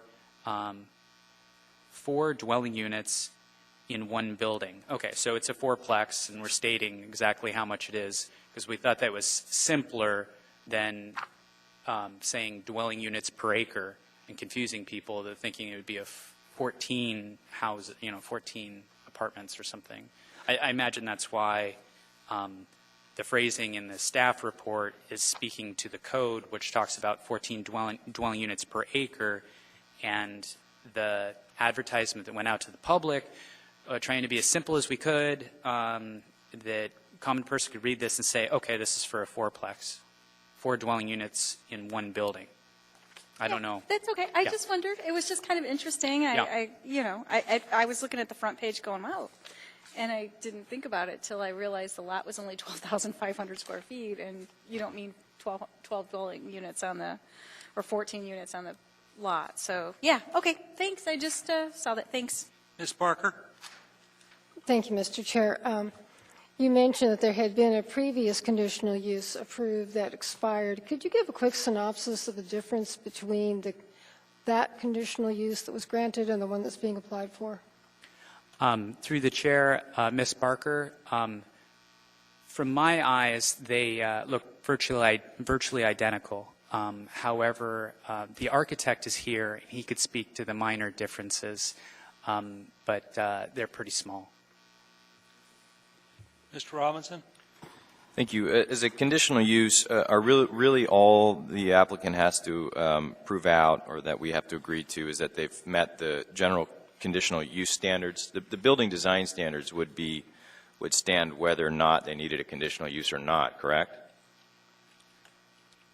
I think that that's a correct statement, Mr. Robinson. So just the regular condition, the site, we have in the report general conditional use standards, site development and design standards, and then building design standards. So the site development design and building design standards would have to be there if it was a duplex and an otherwise by right multifamily building in Girdwood, correct?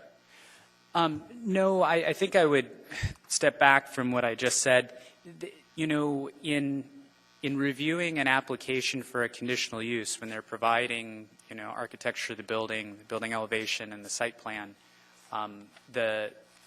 we cannot review it simply looking at the conditional use standards. We have to look at all of the requirements for that development. You know, that's why they've been written up in this way, laying out each of the zoning requirements, each of the design standards, and how the applicant has met that. It would be a little bit like, you know, to not look at the whole project and how it meets all of Title 21, and just only looking at the conditional use standards, then, you know, we'd be missing sort of the other half of what they have to meet.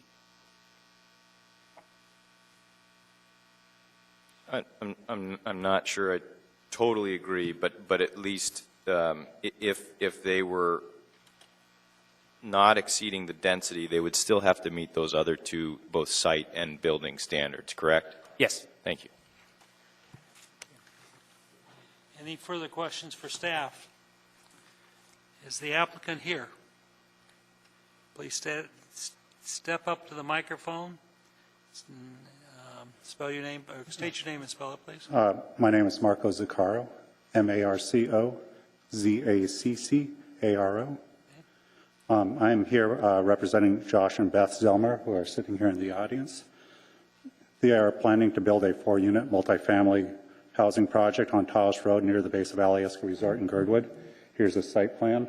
This is Alyeska Resort. This is the base of Chair 3, Challenge, Alaska. And this is the project site. There's multifamily units to the north and to the south, as well as here, and then in between Taos Road and the base of Alyeska. The property is zoned GR4 multifamily residential. We are required to get a conditional use permit for this project. As the staff said, because the proposed density of 14 units per acre exceeds the use by right of 8 units per acre. The maximum allowable is 20 units per acre. The site plan and building footprint are almost identical to a project which we received a conditional use permit for on this site in 2011. However, the building that Josh and Beth are proposing is is smaller than the previous effort. The total building area is about 1,500 square feet less. The structure is approximately 8 feet lower in height to the roof peak, and the units are 4 feet shorter front to back. The required on-site parking is now 9 spaces instead of the previous 10. All parking spots are easily accommodated on the site. And you can see the site plan here. These are the 4 units. We're proposing a one-way driveway. Each unit has a garage parking spot, a parking spot out in front, and then there's an overflow parking against the north property line. The building, as we see on the site plan, the building steps away from Taos Road. Following the natural contours of the site, the contours go this way. It gets fairly steep up in this upper corner. This allows each unit to have great views to the north and west. There's views up valley to the big mountains out of each unit. Each unit has corner windows.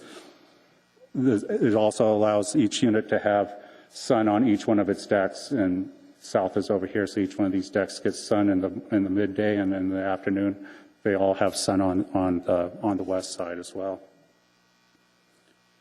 This arrangement also makes it so that the project does not block views and sunlight to next door neighbors on either the north or the south. Easiest way to see this is this aerial photo. This is a multifamily dwelling to the south. All the windows in this complex face south. There's very few northern-facing windows, and they're small.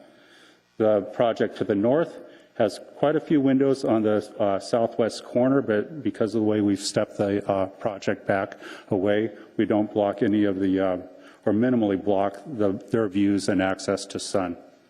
And that's a major site design concern that we had based on our previous efforts.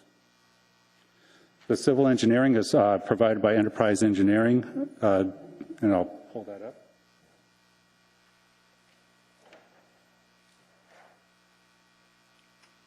This is our drainage design pending our land use permit application. In our land use application, the MOA will require that the difference between the pre and post construction stormwater runoff be retained on site at the same rate as what currently occurs. Right now, there's a drainage swale on the north property line. We will keep that in place. We'll establish a drainage swale along the south property line, use whatever coffer dams or wattles or other devices as necessary to retain any storm runoff on site so that it meets MOA standards. Excuse me. The main level floor plans are here. The first floor is, as I said, garages. The main living space is on this level, and then the bedrooms are all on the upper floors. This is Josh and Beth's unit here. Beth's mom is going to take this unit, and then there will be 2 left over for sale, 2 standard units. This is a 1-bedroom. These are 2 2-bedrooms, and then Josh and Beth's unit is a 3-bedroom. In addition to alleviate impacts on the neighbors, we've placed the 2-bedroom, 2-story unit at the north and to further reduce impact on the northern neighbors. The elevations are a little more contemporary than what was previously proposed. And I'll show you those.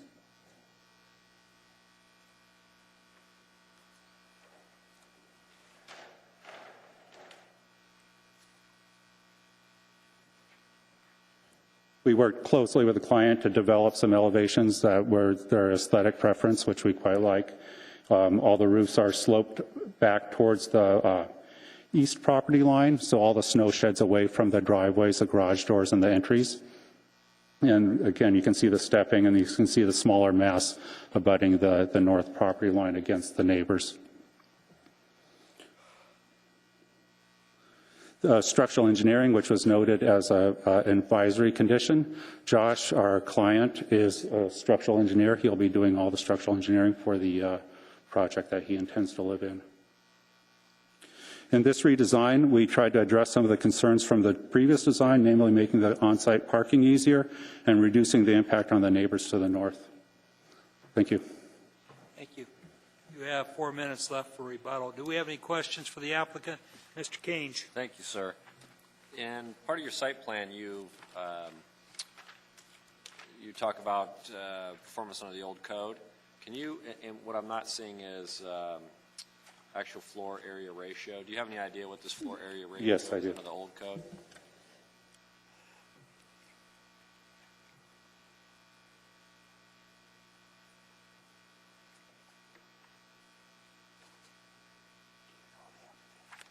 I am sorry, I don't have that figure. I know, there may not be a floor area ratio requirement. Excuse me, I'll look up the dimensional standards for this.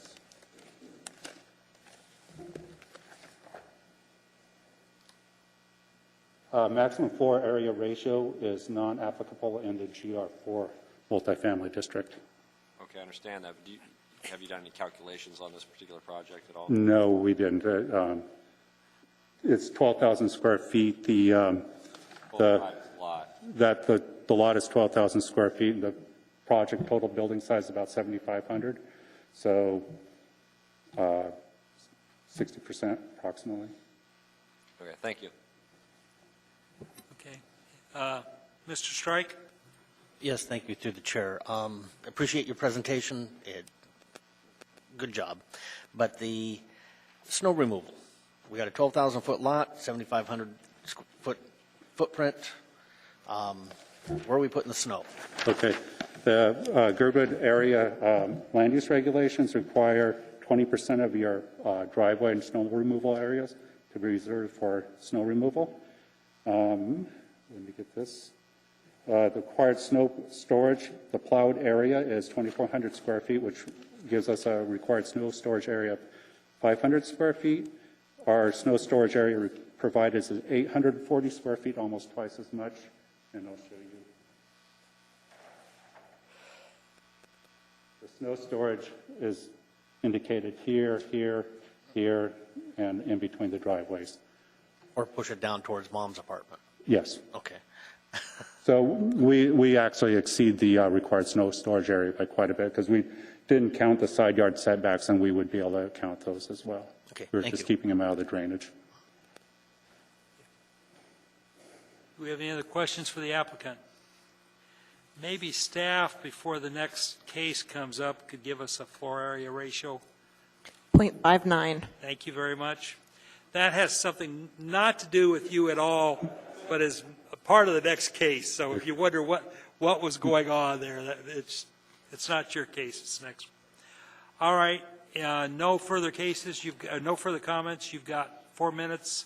We will now open it for public hearing, and then you've got 4 minutes for rebuttal after that. Anyone wish to testify on case 2015-0041, conditional use in Girdwood? Now, you may, hang on a second. The rules are the applicant and all of his representatives get 10 minutes. So if the applicant chooses to speak, it counts against his 10 minutes. I've got to follow the rules. Okay. If you want to speak, you use up, he had 4 minutes, so you can use up 3 of the 4. Is that okay, Marco? Okay.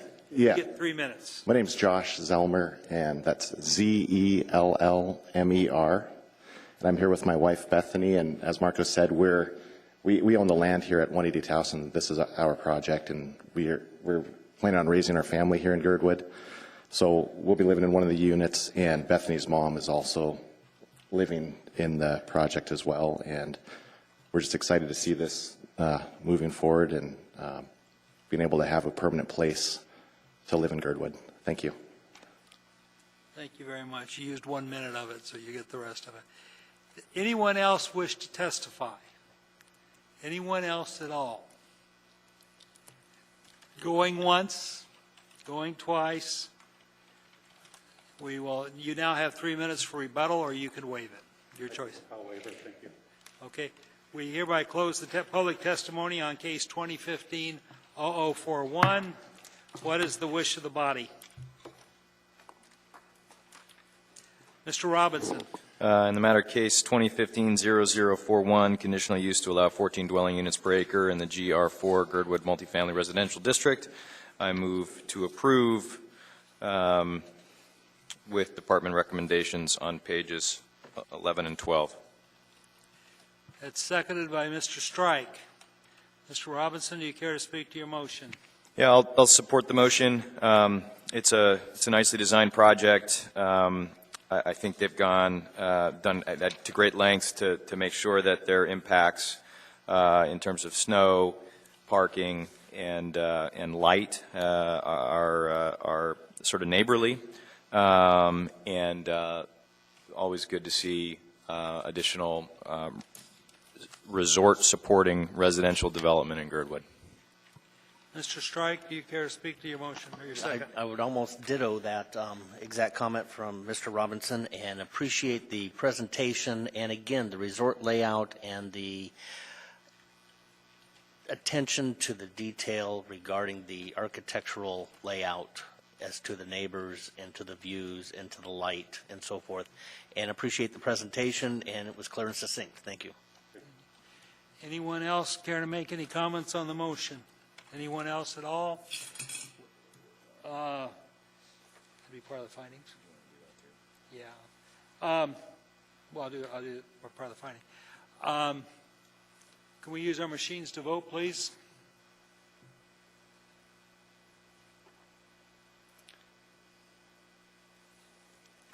That motion has passed.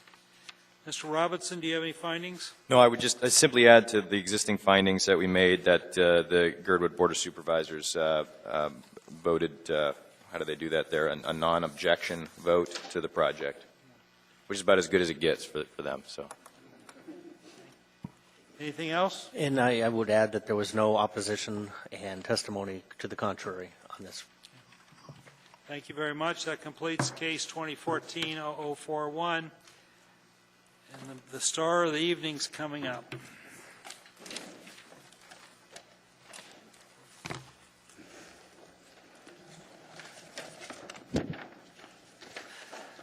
(2015-0056), an ordinance amending the new Title 21, Chapters 2104, 2106, and 2107 to remove height limitations and other items. Do we have a staff report?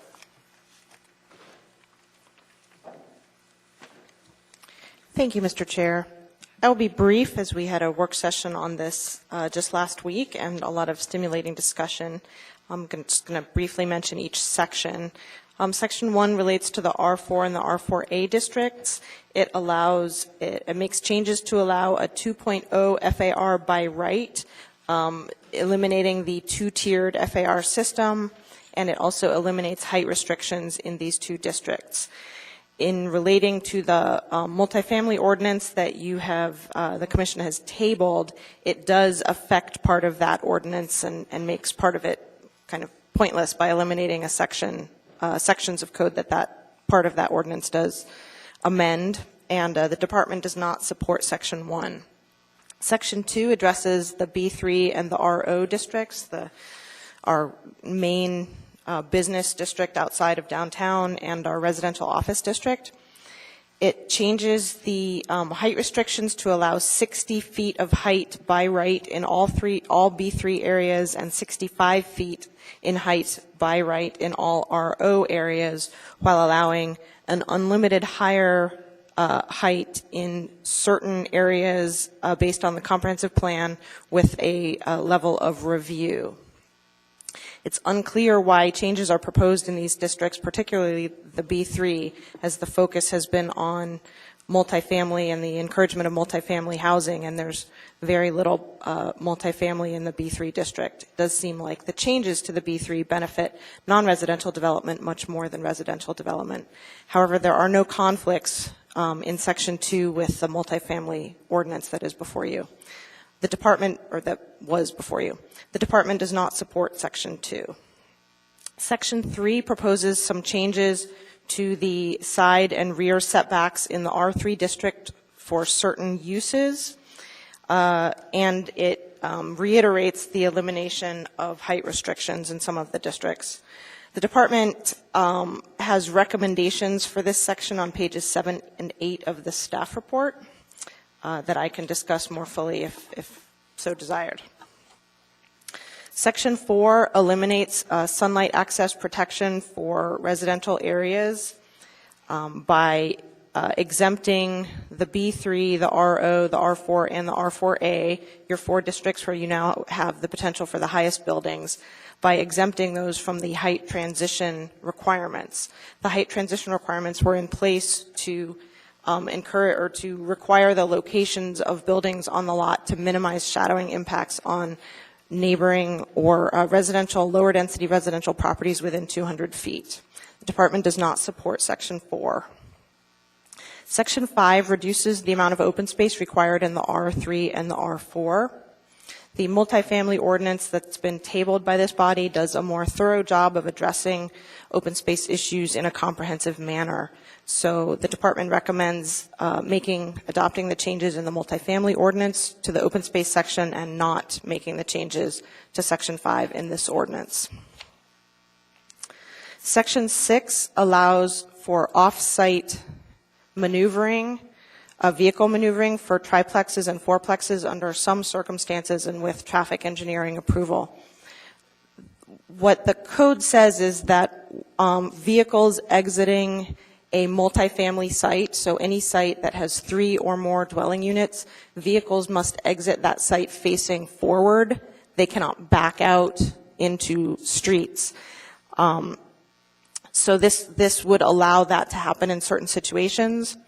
The department supports this concept, but would like to have a little bit more time to work with the traffic department to make amendments that would create specific standards for this situation, which would add certainty and remove the discretionary review by the traffic engineer. And thus, developers would know they have the right to do this or they don't have the right to do this, rather than not being sure and having to take the traffic engineer's time for a discretionary review.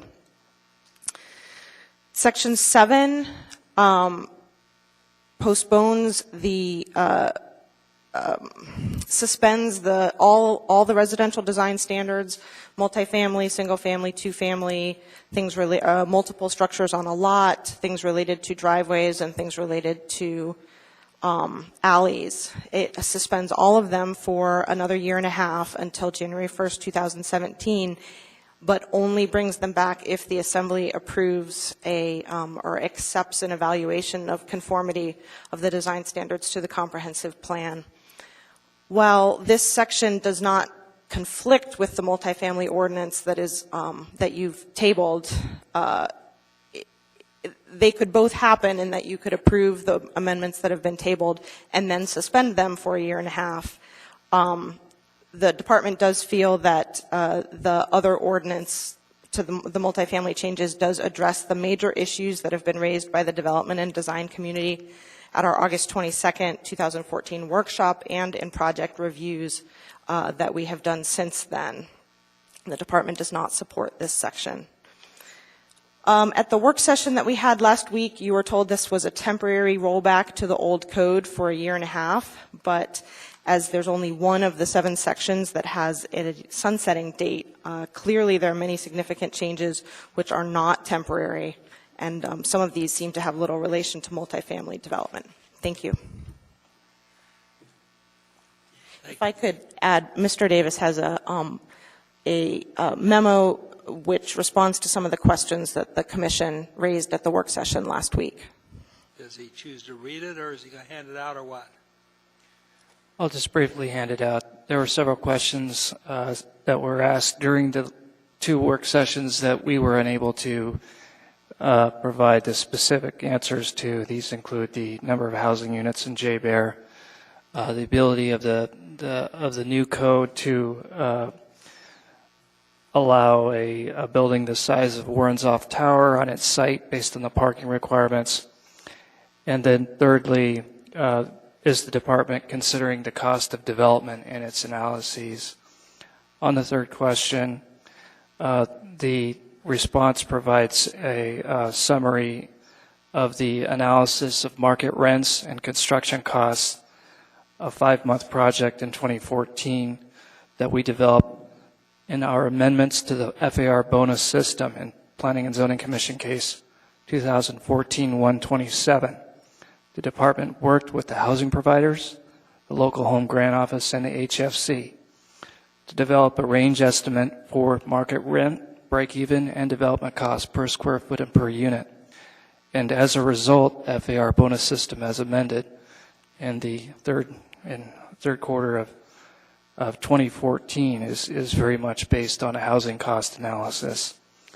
This was an extensive project, and the Planning and Zoning Commission gave some positive feedback on the way it was developed for the bonus system. And there were some other items here, but I'm going to hand out these answers, and that is what I have. Thank you. Ms. McConnell, thank you very much for that summary. It was right on. I appreciate that very much on that one. Is on case 2014, we will now open it to the public testimony. Is the applicant or the applicant's representative here, please? Mr. Chairman, my name is Tim Potter with Dow, representing the sponsors of the ordinance, Mr. Ernie Hall. Okay. You will have 10 minutes, sir. I'd like to retain 3 minutes for rebuttal. Thank you. Again, Mr. Chairman, members of the commission, my name is Tim Potter, representing at least AO 2015-59, referred to as the Hall-Dembosky ordinance. Mr. Hall is the Assembly liaison with the Anchorage Economic Development Corporation's Live, Work, Play Housing Committee. And as such, Mr. Hall has been attending all of our joint meetings, of which we have 2 different committees and groups, one finance and one regulatory.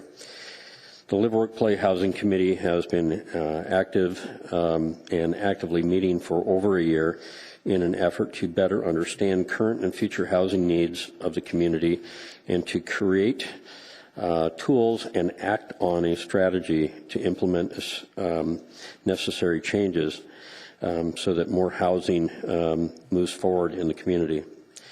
We are only building about 30% of the housing that was projected as a need out of our more recent housing studies, and that projected based on the growth needs of the 2020 comp plan.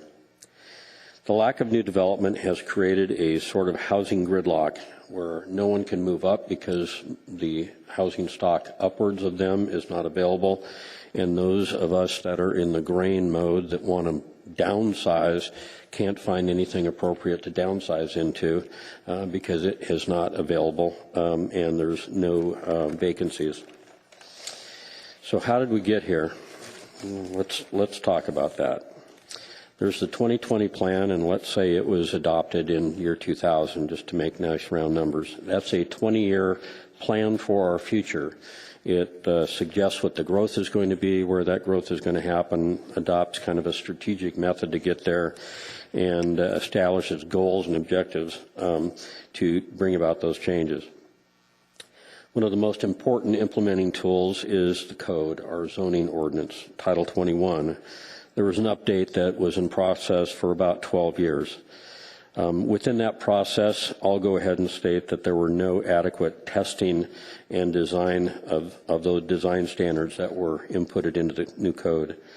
Additionally, there was no adequate testing of the height limitations that were proposed and put into the new code to determine what the overall long-term impacts would be on our ability as a community to meet our housing needs well into the future. There is no land use plan map. That's very important because the official map that we're currently working off of for guidance into the future is the 1982 plan. It's unfortunate because this land use plan map shows where the different densities are supposed to go to implement the comprehensive plan. Short of that, you're in the dark, we're in the dark, everybody's in the dark as to where the density should go and where the different uses should go. Numerous projects have attempted to design under the new code. However, many concerns expressed and questions asked. Approximately 8 months ago, as the staff has indicated, the MOA staff sponsored a very worthwhile afternoon work session with architects, engineers, designers, developers, and such. It was well attended with a lot of good questions and comments, and that was not just from local developers or builders, but there were designers from outside of Alaska as well, familiar with the types of projects that we would like to be putting forward. The word was that changes to follow. Additionally, there were working meetings on several multifamily developments, as the staff has indicated. These were very in-depth meetings trying to focus on what was required, what wasn't required, how do you interpret the code, what does it really mean, and can we get clarifications, changes to follow. Approximately 5 to 6 months ago, the Assembly Title 21 Committee met to discuss issues. Jennifer Johnston clarifies she wants proposed fix-it ordinances brought forward on an individual basis as ready, and would not want to wait for an omnibus ordinance such as what's been put forward at this time. Not this one, but the one that you saw last week. Changes to follow. April 24, 2015, AEDC Live, Work, Play Housing gives a presentation to the full Assembly. The group of Assembly members indicated that they wanted to have an interim ordinance that would actually unblock the gridlock that was occurring, and that would accommodate some time to then study what the real impacts of the new code were. On April 28, 2015, the Hall-Dembonsky ordinance was forwarded to the municipal attorney. And later, then the Assembly introduces ordinance, sends it to the Planning and Zoning Commission for review, which you're doing right now, and sets a public hearing date for later this month. From my experience with the new code for multifamily, and I can say that because I believe that I'm the only person who's been involved in multiple design teams designing several different projects, one being Cluton Estates 2, the other one City View 2, and then one by Cook Inlet Housing Authority, Grass Creek North, a 100-unit project. Also Country Lanes, which we pursued the first R4A zoning district for. The R4A clarifications that did come forward that address the wrapped or unwrapped parking and whether that counted on your FAR or not, took 11 months to go through that change. Some have suggested that this proposed ordinance throws out all protections and will lead to a bunch of junk being built. I totally disagree. What it does do, it reestablishes appropriate FARs as we found during new testing that was done over the last 8 months. It establishes new height standards for R4, R4A, RO, and B3. Those zoning districts are intended to be identified as the highest density residential districts where you can develop that kind of use. R4A, anything above 90 feet has to be residential. In B3, anything exceeding 60 feet must go to another review, including a site plan review. For the RO, the residential office, 65 feet is the maximum height. Above that is a conditional use, which the general public gets to see. So suggesting that all the protections have been stripped and taken away is simply not the case. The B3 RO transition has a requirement for a 200-foot setback as far as what you have to take into account if you're within 200 feet of a single-family development area. Open space issues were reviewed and included, as the staff indicated, and parking and maneuvering was also done. I've got, for later discussion, a lot of highlights within the proposed ordinance, but I hope you find that a good part of the reasons for this is that adequate testing was never done during the 12-year processing.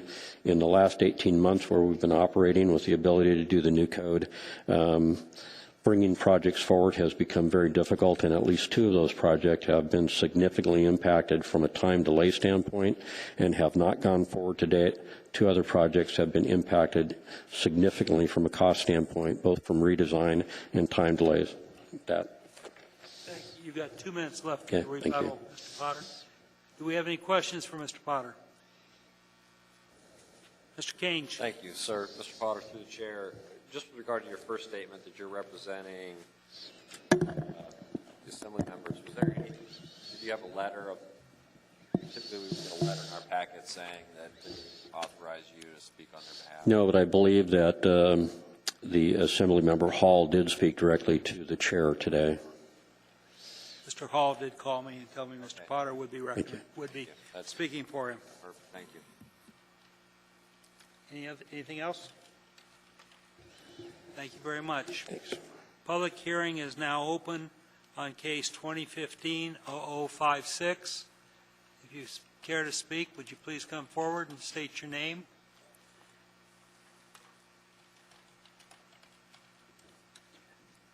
Pull that down. Make yourself comfortable. Yeah. My name is Gloria Manni, M-A-N-N-I. I'm a resident of West Anchorage.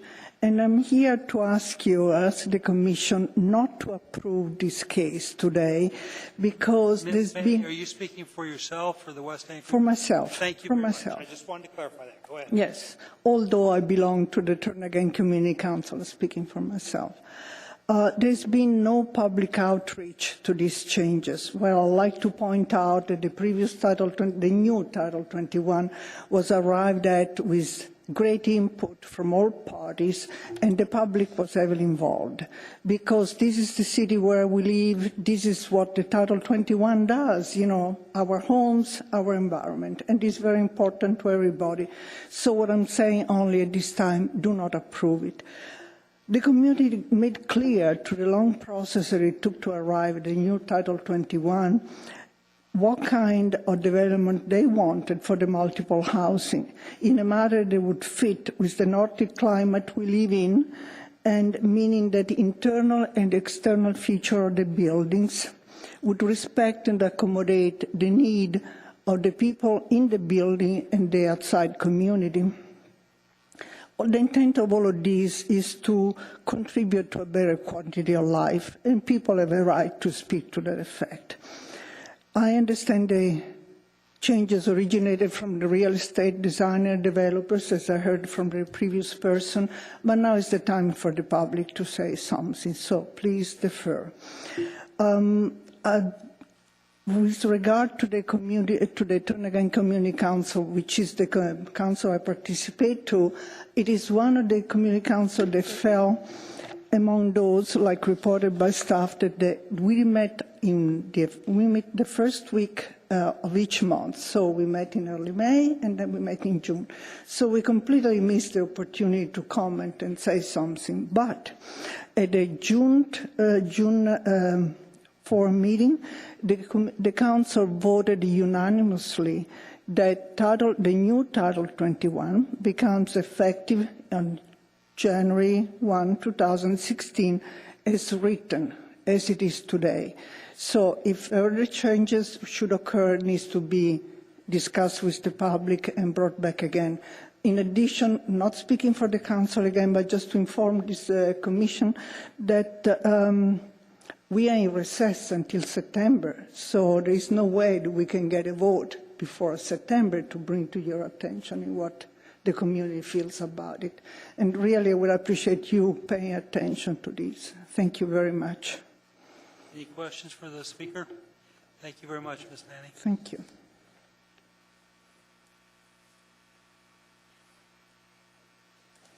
Chair and members of the Commission, my name is Kathy Gleason, C-A-T-H-Y-G-L-E-A-S-O-N, and I also live in West Anchorage. I'm a member of Turnagain Community Council, but speaking for myself. Okay.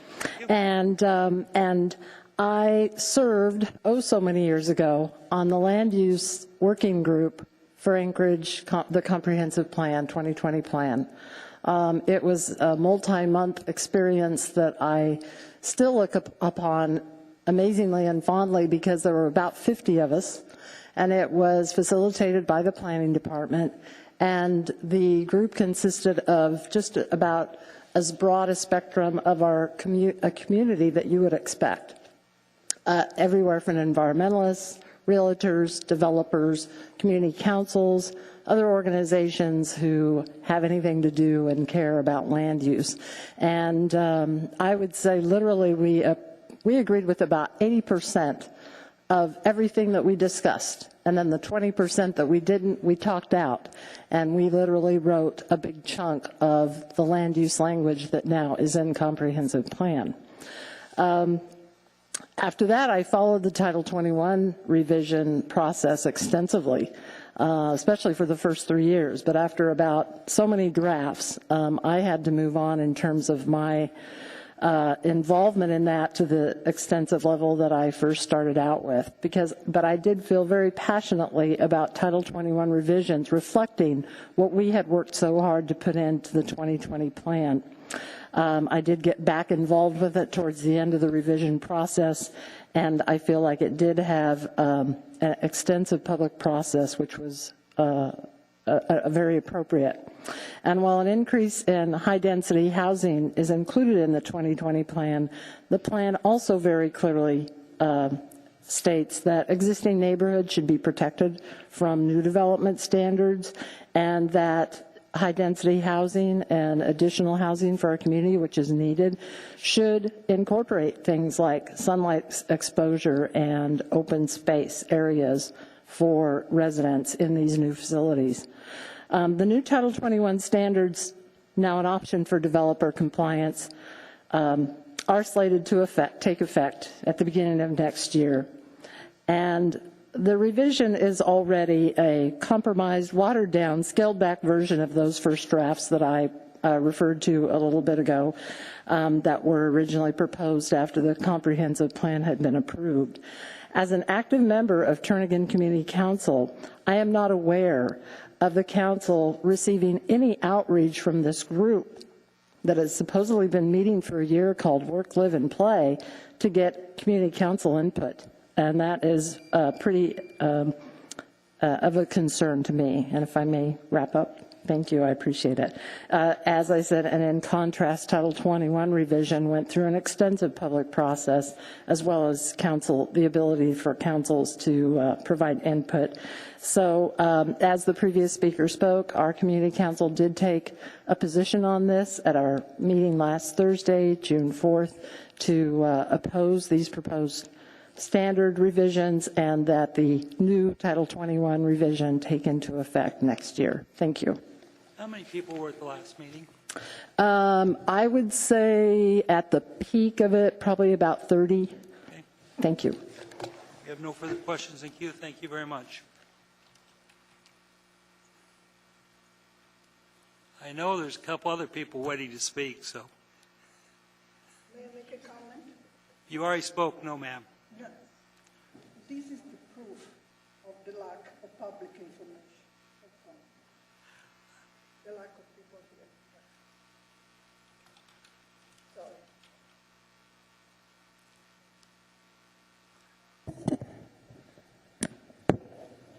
Ms. Holmes, will you state your name for the record and spell it? Can't hear you. You'll have to speak up. I'm Diane Holmes. This ordinance wasn't developed with public input like new Title 21. There are major changes that require public input.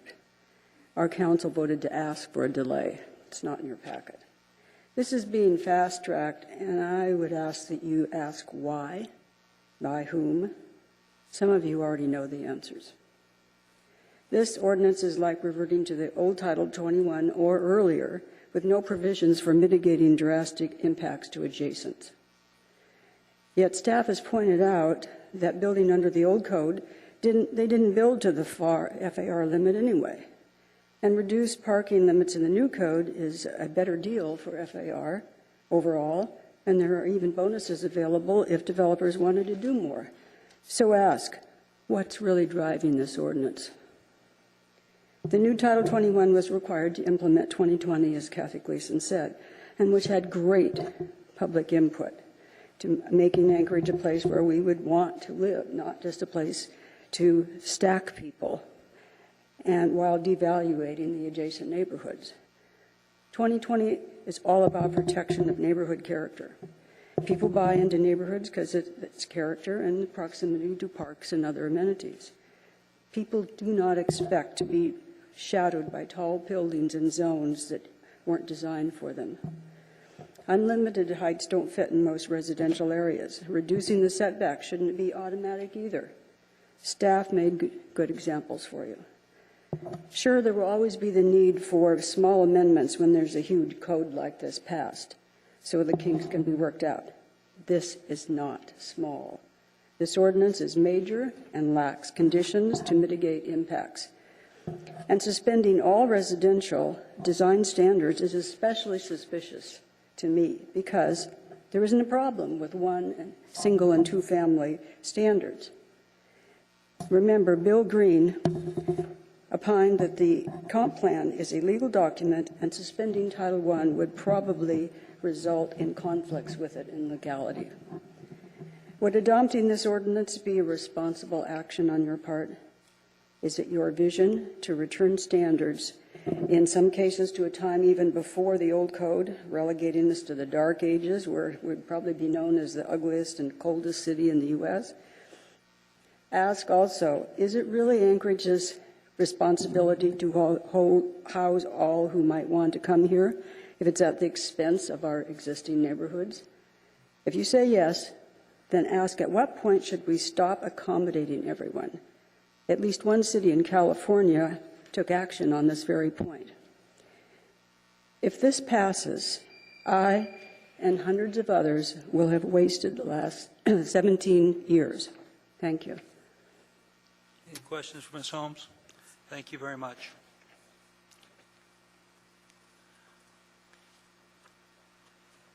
Anyone else care to?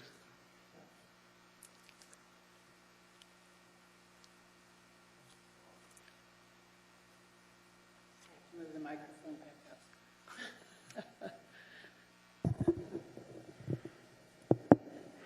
My name is Denise, D-E-N-I-S-E, Knapp, K-N-A-P-P. And I'm representing myself. I've been here since 1978. And of course, I didn't like all the Zamarillo strip malls. And I don't feel like we're going back to those ages with these changes. I live in Fairview, and I work in downtown. And I've been very concerned that Anchorage is falling behind other major cities because they are taking steps forward to bring, everything alive in downtown again, in their downtowns. And this has been going on for 10 years in other locations, and it's not happening here. And if we don't make some of these Title 21 changes that seem to contradict each other so that it kind of ties the developer's hands, then I feel like we're going to even become so far behind that it's going to be tragic. And I'm also not speaking on behalf of, but I am the executive director for Mabel T. Caverly Senior Center. And as a senior representative, if you've seen the statistics, we have, with the baby boom and baby boomers and the population, people deciding to stay here, they have no place to go. And I'm not talking about just low-income seniors. I'm referring to seniors who have money. They don't have any choices and they want to live downtown. They want to be close to where the theater is and the restaurants. And they don't have those choices right now. So to me, it's important to make some changes in Title 19, even if it's just tweaking them with or without, not without the approval. I belong to the Fairview Community Council. I'm on their housing committee. And I also am a member of the Live, Work, and Play Housing Committee. And to me, these are very positive changes that need to be made soon so we don't fall behind. I really think it's important for Anchorage to be number one in live, work, and play. And it's because I chose to live here. I came up here for 6 months for a job, and of course that was 35 years ago. So I have chosen to stay here, and I want to make sure that we, have the advantages that we need for our seniors and others. Thank you very much. Thank you. I have no questions in the queue. Thank you for your testimony. Anyone else care to testify?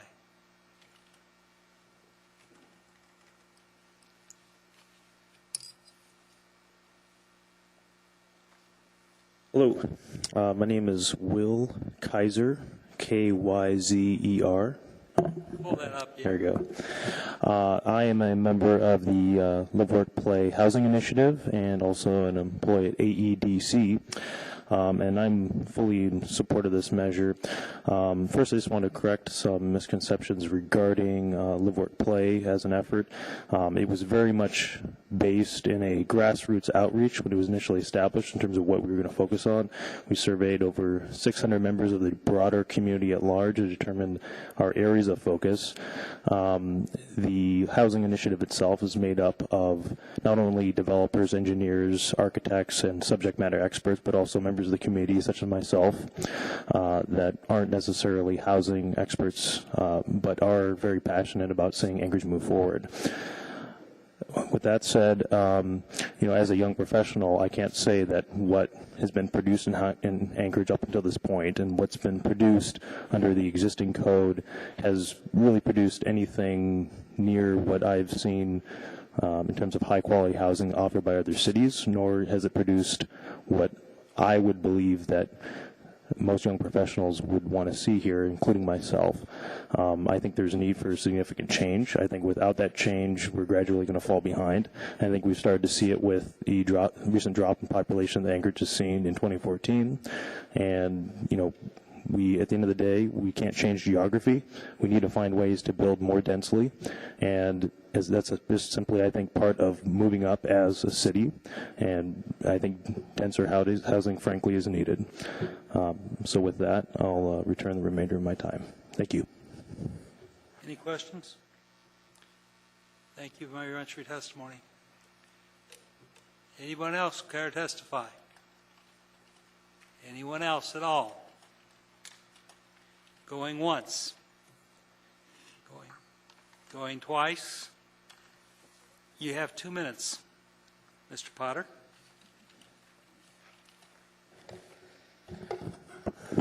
Mr. Chairman, members of the Commission, as far as continued comments, let's be real clear. AEDC, Live, Work, Play, Ernie Hall, myself, others have spent our time and our careers trying to make sure that there's a betterment to the community. And it's certainly not our intent, and I guess I'm a little bit frustrated that people would suggest that I'm all about trashing the city from here on out. We support good development. That's the type of clientele that I try and work for. It's the clientele that AEDC tries to draw to the city, and it's certainly the clientele that we want here. Simply put, we've spent a long time trying to absorb delays, primarily because there was a lack of testing done when the new code was developed. It was not, as the case packet says, adopted new Title 21, set standards that were developed to conform to the comprehensive plan, calibrated, ground truth, vetted through a 10-year process. I will challenge that and suggest that the pile of testing that you just saw within the last 2 weeks would verify that, in fact, there was not adequate testing done. And as a result of the private sector bringing multiple projects forward that were tested by the private sector, their designers and their design teams, and then clarifying questions asked of the staff, things were concluded like, wow, with an FAR of 2 in the R4 or the RO, you really can't get there using the bonus points. Why did we start with half of the original FAR? Why did we start at 1 rather than 1.5, which is what the code that you saw last week suggests? And I'm not saying that those aren't great changes. They are all changes that we work with the staff on. The problem is it took 8 months to get there. That 8 months cost serious money, dollars, and delays to projects that may not come back. And if I can just conclude by saying that we have very few multifamily developers in town. 2 of them are typically nonprofit, tax incentivized, subsidized housing developers, and they do great work. The one that we do have is Widener Apartment Homes. They've been in town for about 30 years. They own a lot of properties. They own properties all over the United States. They know the type of development because those are the trends that they're looking at and building and managing right now. They are a rare circumstance where they have cash flow that allows them to use cash rather than going to the bank. We can't even get them right now to be able to absorb the delays, the clarification in the code, and that they want to develop here. But when they can't turn around a project and know what it is they're developing, and they have to roll their properties due to tax purposes and everything else, they spend their money somewhere else. That's it. Thank you. Ms. Dean? Through the chair, one of the things that makes me sad about this ordinance is that we're not even looking at single family, and that we are focusing on 2 big companies being able to make modifications to the code, essentially. When we have so many huge problems with how Chapter 7 is written regarding single family. And that makes me sad that we are overlooking a tremendous problem. Now, personally, what I would like to see, I'd like to see Chapter 7 go away completely. I think for commercial, for residential, it doesn't matter, and I'll be on the record for that. I don't know if anybody on this commission agrees with me or not, but I think there's just nothing but one problem after another. But I am sad, though, that the focus is on multifamily and that single family is completely ignored. That's the only thing I've got to say. Mr. Robinson, then Ms. McConnell. Thank you, Mr. Chair. Mr. Potter, I wonder if you could, you mentioned that there may be some good things that have come forward in staff's package omnibus ordinance, as I think you referenced it. What would, in your opinion, be the process moving forward? Would it be, if this ordinance were to pass at the Assembly later this month or next, would it be to continue working on Title 21? And if so, in what manner and to what purpose? I mean, or as some have suggested, is the end game just to ditch this stuff and never go back? Well, let's see. We're 20 years for a comp plan. We're not old enough. We're not young enough. We're 15 years into that. We're 5 years past the mandatory midterm review of the comp plan. Going forward, Mr. Robinson, it is Live Work Play's and AEDC's contention, and mine as well, that this 18 months is critical so that we can get rid of some of the logjam that's blocking the ability to know what you can build and get timely answers and clarifications and code changes. In the previous development of the new code, I begged for an oops clause that would say when unknown, unplanned impacts were found in the language of the new code that no one had taken into consideration or thought about, that there could be a rapid way to get the changes forwarded so you didn't automatically lose a construction season, which can kill a project and make an investor go to Kansas City, for gosh sakes, and that's where Widener just invested some money. So, I'd rather have them here than in Kansas City.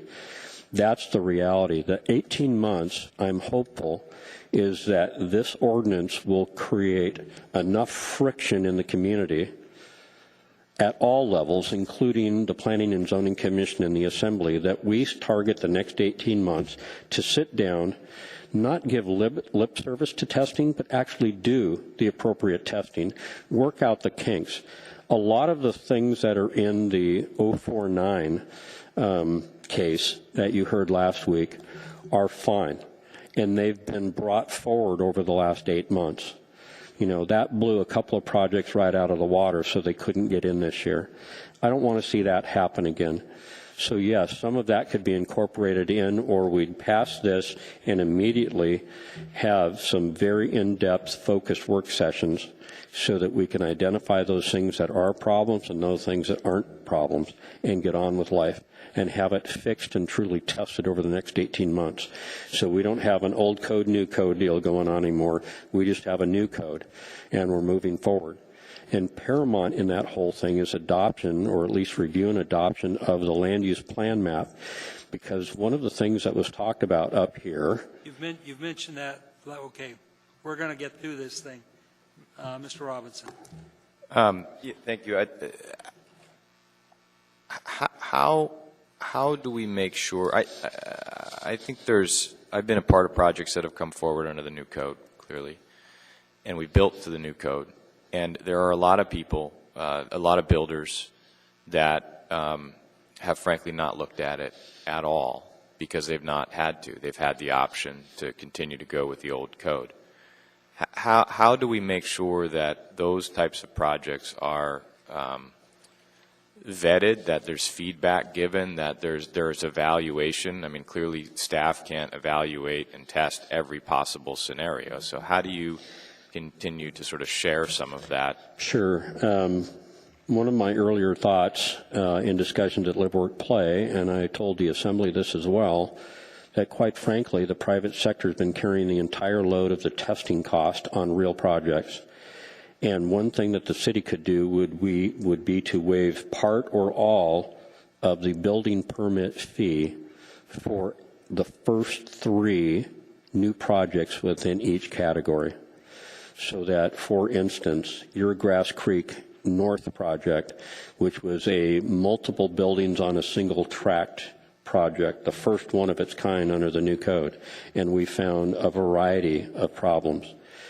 you and your design team, well, your design team did a lot of work trying to figure out what could be done to get that through the Urban Design Commission review and approval process. Unfortunately, you got to pay the guinea pig cost. And whether that was 100% of the fee or 50% of the fee, it was at least 50% of the fee from a design standpoint, as you well know. I don't think it's fair to pass a new code that's untested and then require the private sector to then eat it and pass that on to the consumer if they can. I believe, just like infrastructure is a role of the city, that making sure that the code isn't fraught with problems is part of the city's responsibility. So that would be one of the suggestions. And, you know, pick a number. It's the first 2 projects in each category. It's the first 3 projects in each category. And they know that. So that we get value from those projects coming in, let them test it, and everybody gets the results of that testing. Okay, Mr. Potter, I limited staff on their deal, so I've got to make sure I'm clear here. Ms. McConnell? Thank you, Mr. Chair. Mr. Potter, I was just wondering if you could shed any light on why Widener Apartment Homes hasn't come in with development under the old code, which has no design standards at all.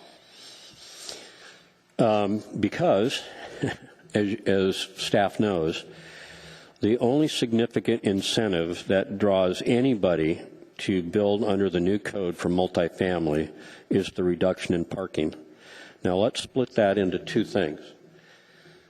Your staff, Tom, went out and did an extensive review of multifamily projects and how much parking was actually being used from a functional standpoint. How much did those projects really require? That led to, in the new code, a reduction in the parking. Now, the comprehensive plan goes on and on and on and on about reduce the amount of pavement, reduce this, reduce the amount of parking. If there's more parking put forward, then you make them put in more landscaping, all kinds of things to decrease the footprint. Well, in this specific case, instead of passing on the benefit of the reduced, vetted, calibrated parking requirement, we said, well, let's give them that benefit because they'll be able to build more units on the site. So that was the incentive. The only reason that anybody is building under the new code for multifamily is the benefit of the reduction of parking. Widener Development themselves, on their project down at 17th or 16th Avenue, built a full layer of parking garage underground that effectively is empty. They asked for an adjustment for that before. They were not granted that variance. And proof in the pudding, when Tom went out and counted cars in the parking lot, they effectively spent $1 million more than they needed to provide parking in a structure that wasn't necessary. That is the only reason that anybody's using the new code and going through the brain damage is because of the reduction of the parking. If there was a reduction of parking in multifamily without all the additives, there would be projects going forward with that. And I'm not saying, don't get me wrong, I'm not saying that we should not have design standards. We should have some basic design standards. But we also shouldn't necessarily build our code around the Lee Bakers and the Ken Duffuses on the record. And thank goodness one of them went to jail. Because if we do that, then we're doing the whole Zamarillo thing again, and we're building our Title 21. Half of the old code is because of Pete Zamarillo. And, you know, that's pretty much a fact. I can attest to that. So we don't have to plan around the lowest denominator. Let's provide some real incentives to get people doing the right thing. All right. Okay, public hearing on case 2015-0056 is now closed. Thank you. Thank you very much for your testimony, Mr. Potter. What is the wish of the body? Mr. Kinge. Thank you, Mr. Chair. In just my opinion, and I'll defer to my other commissioners if they don't want to go along with this, but I would propose that we kind of go through this section by section. At this point, it was what we were trying to do at the last work session, but didn't get that far, just to see what this body is wanting to do on this. If there's significant changes, then maybe we look at it at that. But I would like to just go through this thing section by section if we can, to see what the will of the body is at that point. Thank you very much. Mr. Walker. I move to adjourn to a committee of the whole. Mr. Walker, I remind you we need a motion before we adjourn to a committee of the whole. So make a motion to accept it, and then we can go to the committee of the whole.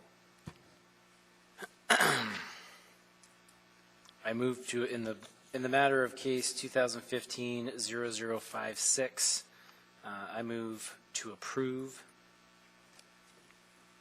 Okay. We have a second on that. Now you can make a motion to go to the committee of the whole. So moved. Okay, thank you.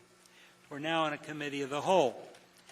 Following Mr. Kange's lead, the ordinance is broken down to 7 sections. And what would seem to me to make sense is if we take section 1, I think there are 3 or 4 changes on section 1. And keep track, Ms. McConnell, make sure I don't miss something.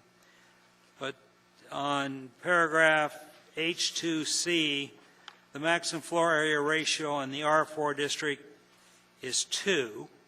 That's a change from 1. And paragraph D is building height. Building heights in R4 district are not subject to maximum height restrictions, which is a change from 60. And then on page 3 of 12, floor area ratios in R4 and R4A, the maximum floor area ratio within R4 and R4A is 3. And then continuing on page 4, the building height increases in R4A are not subject to any maximum height, with an exception that all floor areas above 90 feet in height shall be residential areas. Does anyone have any discussion, questions, comments, concerns on those items I outlined in section 1? Mr. Kange? Through the chair, my only comment is section 1H, 2D. You know, my thought is the maximum height should be put at 70 feet, and I'm basing that off of some of the drawings that we've received from the staff, and I just don't see anything really in the R4 area going higher than 70 feet without getting into steel frame construction, which, in my opinion, wouldn't be applicable here anyway. So that's just my thought. Okay. Anyone else have any other thoughts? Today I called a couple architects I know, and I asked them did they think the practical height? Same question. We came up with 60 feet. I have no objection with 70 feet. I did not like the unlimited bothers me. And so I think there's a practical there. We're in a committee of the whole, so we got to come out of it before we can do anything. But I'm going to mark down that we may want to come back and visit that. Anybody have any questions regarding the floor area ratio? Mr. Kange again. Thank you. With regard to the 3-to-1 ratio, I guess, and I don't know enough about how this would apply in a development of, let's say you've somehow conjure up 3 7,000 square foot lots. I just can't visualize in my head what a 3.0 Florida area ratio would kind of look like. So maybe I would defer to somebody who's done this. Mr. Robinson, could you maybe give me, enlighten me a little bit about that? Well, I think maybe I'd defer also to Mr. Davis if you could pull out the packet. I think there's one that kind of walks through the FAR. I think my question on FAR was going to be clearly, it's just one maybe asking intent of the commission. If the ordinance that we've postponed deals with FAR, kind of recalibrates, gets into some of the bonus provisions. And part of, I think, why this suggestion came forward is it was hard to get to where people thought they needed to get to have a project that worked and they thought was the type of project that made sense. That's clearly debatable. I guess my question is, if this is accepted or recommended to the Assembly, would the body also entertain taking that back up at another time, and would we consider that, you know, sort of consistent, one decision to the next? Right, thank you, and I appreciate that. And my only concern is, yes, when we had our work session, I was looking at Project 4, which was this Country Lane and the R4A, and they're proposed at 2.85, and I know it's not far off from 3. Again, that's just my question, if not a concern. Is 3 too much, or you know, are we close enough with a project that's at a 2.85 to just call it 3 and be good with it? Ms. McConnell, on the staff's ordinance, what is your recommendation for the R4, R4A on that FAR? The FAR was a by right of 1.5 in both the R4 and the R4A. The R4 could then go to 2 with the bonus provisions, and the R4A could go to 3 with the bonus provisions. So one of them, I mean,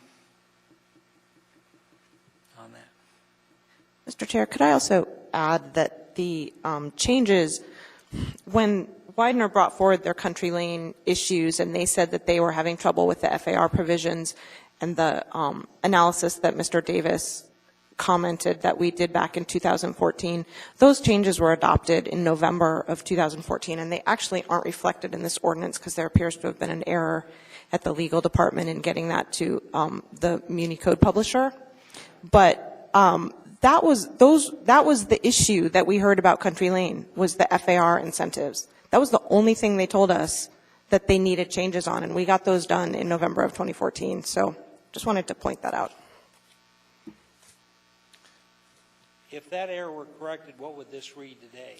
Well, it would be in the deleted text. So you don't see in the deleted text all of the potential bonus options that were available, because I think we added at least one new one, maybe 2 new ones, and we made some adjustments to the other bonus provisions. So it would only affect what you're getting rid of, or what you're discussing getting rid of. But it could possibly address the comment that I've heard that we can't get to the FAR with it. We don't have enough bonus points. That may be part of that reason. Well, that was certainly the intent of the ordinance, was to be able to get to those bonus provisions. And the commission told us we had satisfactorily addressed the issue back in 2014. I don't think anyone can make that determination just from reading the text. So I doubt you're sitting here going, oh, I see, they can't get to the bonus thing from looking at what's deleted. I can't do that either. Okay. All right. This is one of the big changes there, and so it's something we're going to have to address tonight. So if anybody's got any questions on it, now's the time to try to get them addressed. Well, getting this through the chair, again, I know that we said we could get in this R4A, get up to a 3.0 FAR through all these other things, and so I guess again, I can't visualize what this might look like at a 3.0 without, and I get some of the open space, but what I don't get is, all this ambient daylight, the pedestrian interactive uses, all these other things that, again, not being able to see this in an applicable project, it's hard for me. I'm more inclined to say if staff's intent was through these things, get to a 3.0. I think I can get my head around, yes, I think a 3.0 is good, because through these bonus things, we could have got there anyway, potentially. So that's my only question was 3.0 too big a number? And I guess based on what staff's saying is we could have got there in this R4 R area anyway. That leads me to kind of step back and say I think 3 is an okay number here. Thank you very much, Mr. Gage. Mr. Davis. Yes, thank you, Mr. Chair. The test in Site 4 Country Lane in the packet, would the system as we amended it in 2014 would allow it to get to 3 FAR as the concept was designed. And that's with a by right FAR of 1. So by right of FAR of 1.5, as you can imagine, makes it that much more flexible and practical for the developer to select those amenities or mitigation choices that best fit their project. Thank you. Thank you very much. Unless somebody has some other questions on that. On the next page, it's the building height increase, basically unlimited, except that all floor areas above 90 feet shall be for the residential use. Now, this is one where you probably could see a concrete or a steel building. So, and I think the protection there is that anything above 90 foot has got to be residential. And I don't see anybody going that tall. That's a pretty grandiose scheme. If nobody else has anything else on section 1,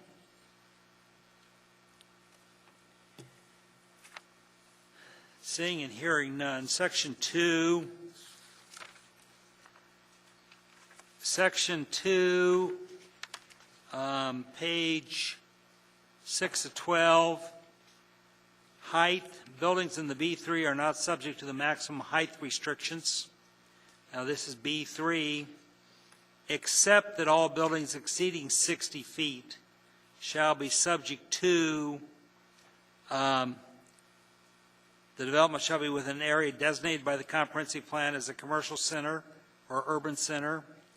The building height, massing, and intensity of use is consistent with any applicable area-specific element of the comprehensive plan. I don't know what that means, okay, on that one. Currently, Ms. McConnell, the B3 is 60 foot. Mr. Chair, the B3 is 45 feet with the ability to request an increase to 60 feet through an administrative site plan review or 75 feet through a conditional use, except that in the Midtown area as bounded by Fireweed, the Seward Highway, Tudor Road, and Arctic, height is unlimited. This removes that. Okay, but this B3, this is all B3s we're talking about. Correct. Okay. Mr. Kanes. And again, my concern here obviously is, I'm okay with the area that staff's pointed out for being unlimited. I think that's warranted. I think in the other areas, and I don't know if we can delineate Midtown District to be unlimited, and the other areas of B3 in here, I would like to still see at least, something. I don't know what that is. I don't know, and I can't envision a developer. Is he going to go with a 90-foot steel concrete residential multifamily, or do you go stick built, keep it at 70 foot? Thank you, Mr. Potter. Okay, we need to. So again, that's just more. I'm just bringing this up. Is what does the commission think? And I'm just voicing my thoughts, and I'm willing to, have that conversation with the commission members and staff. That's just my thought. Is do we go Midtown? I'm okay with unlimited there, but in other areas that are Zone B3. I would like to see some height restrictions, and I don't know what they are. Is it 70? Is it 90 feet? Is it 70 feet? I'd like to see it higher than 60. Yeah, but they're asking for 60. That's all they're asking for. If you read page 6 of 12, lines 11, 12, and 13,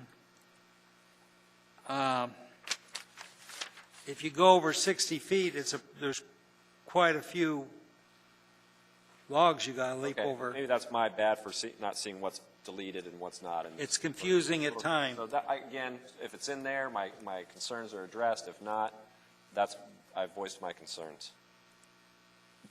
Okay, Ms. Barker. Thank you, Mr. Chairman. I'm taking off on that same tangent. It was my understanding that the purpose of this section originally was to encourage mixed-use development within a specified geographic area of the city to increase density in both commercial and residential uses. And this no longer has that geographic specificity. And I'm not real comfortable with that. We're just saying that it's going to be unlimited. And why do we bother having, it doesn't make sense. Residential housing, uses in the B3 district will be subject to R4 regs. I mean, this just seems like doublespeak to me. What would you recommend in its place? I think I agree with Commissioner Keynes that the original notion was this to be an incentive to facilitate, a greater level of overall density in a targeted area in the city. And this doesn't do that.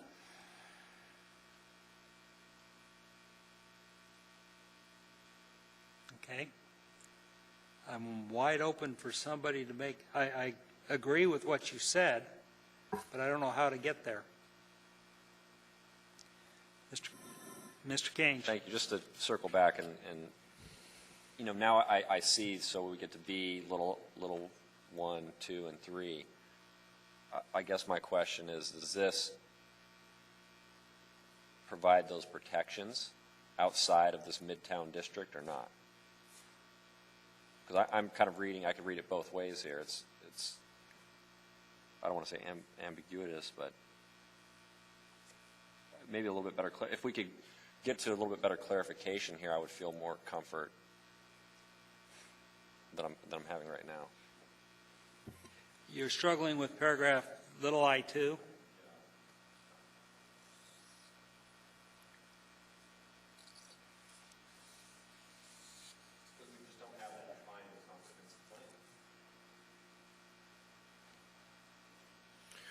Well, we have downtown plan. We have plans. We have in the comp plan we've identified major employment centers, those types of places. They're not refined, and that's been the issue all along. And theoretically they're forthcoming with. I mean, we looked at. There's a draft plan map that's going to come forward pretty soon. I imagine it's not going to be too different than what we saw on the wall the other day when we see it the first time. So I guess when it says the comprehensive plan, my question is, are we defining that a little bit better? Is it the 2020 plan? Is it the district plans for each of these areas, or what are we? The comprehensive plan is all of those, and then we ask Jim what happens when they conflict with one another. But I mean, I think we have, maybe it's always a little bit confusing, but we have kind of a provisions or process when they conflict, whether it's the most recent or more specific. I mean, and then there's always just interpretation. But so, in your opinion, if we get to that, this little 2 kind of satisfies that in your mind? Well, I think the question before us is, I mean, that's the intent. Do we have enough safeguards for that it actually achieves that? That's your question, and I think it's a fine one. Mr. Davis. Yes, so for example, in the West Anchorage District Plan, the West Anchorage District Plan designates the area at Jewel Lake and Diamond as a neighborhood scale center. The intent would be to remain at a neighborhood scale in that area, and this change would be a change of a by right height of 45 feet in that area to by right height of 60 feet. It's actually 65 feet, and it's actually 50 feet. There's a height adjustment that's basically by right. So you're looking at a by right height of 65 feet in a designated neighborhood center. And that's why the adopted code sets it at 45. And then in the town centers, in the higher density urban areas, allows it to ratchet up to higher height. I looked at the West Anchorage District Plan and its description of that neighborhood commercial center designation. And it doesn't really give you a whole lot of guidance as to a correct height. Some plans do, some plans don't. The downtown plan does. The West Anchorage District Plan doesn't really give you, buildings shall be 3 to 4 stories or that kind of thing. It doesn't give you that guidance necessarily. Thank you. I don't get on Jewel Lake and Diamond terribly concerned between a 60 foot is a 4-story building, 75 foot is a 5-story building. And I don't think there is a great deal of difference between those two. Mr. Chair, there's nothing there over 2 stories. Oh, there is, there is an office building on the Northwest east corner of Diamond and Jewel Lake that's about 4 stories. It's got a gym on the bottom. And a billiard parlor on the 2nd floor. Yeah, it's 2 stories. Is it only 2? It's only 2. Okay. I think to your question, are you saying then that we ought to preserve 2 stories in that area? I mean, nobody knows. I'm saying that it's a neighborhood center, and so it should be lower scale as we had proposed. Yes. I think some would say that 4 stories isn't high intensity, that it's okay at those types of locations. Where do we decide? And I would also add that in this 2020 comp plan, it's designated as a community center. And I tend to agree. I don't think that over time, that intersection, that we should limit that to 2 stories. Well, as Mr. Davis pointed out, in the West Anchorage District Plan, which is after the 2020 plan, it was downgraded to a neighborhood center. Mr. Sporhees. Thank you, Mr. Chair. This might be a mute point, but to the staff, I don't recall off the top of my head. Do you recall what the proposed office building to the west of Cars, how many stories that was going to be? I'm unfamiliar with that proposal. I thought it was 4 stories, if I recall. But Mr. Keynes and Mr. Davis. My question, I'm sorry, I didn't hit the button. Mr. Davis.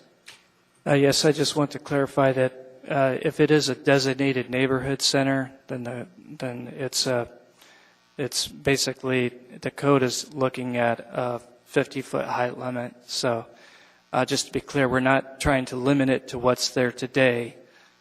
It's just that the code is set if something is intended to be a neighborhood local scale to limit the height to 45 or 50 feet. Thank you.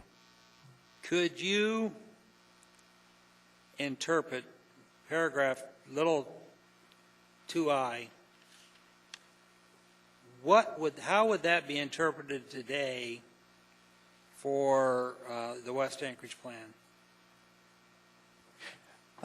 Yes, I don't have the plan with me. However, I did refer to it, and the plan calls for, I'm going to have to paraphrase from memory, small-scale uses, and it doesn't give you a number of stories. It doesn't give you any physical bulk that I could get from it, like I can from the downtown plan. So that is part of the difficulty of interpreting this. Is most of the difficulty of interpreting this sometimes falls on the generalized nature of the plan. The plans do have land use plan maps. Generally be relatively easy to determine which areas of the plan are designated for what kind of use, but the building height, massing, and intensity is consistent. I don't know if you have a strong guide there to determine how much height in that case. I mean, just to point out, that language, look below on lines 40 to 42.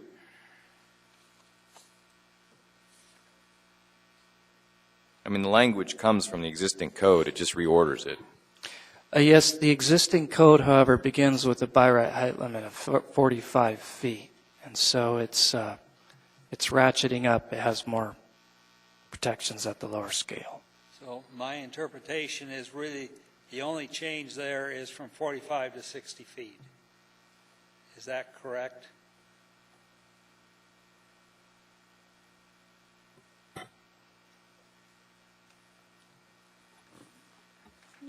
Generally, I think that I think there's a limit to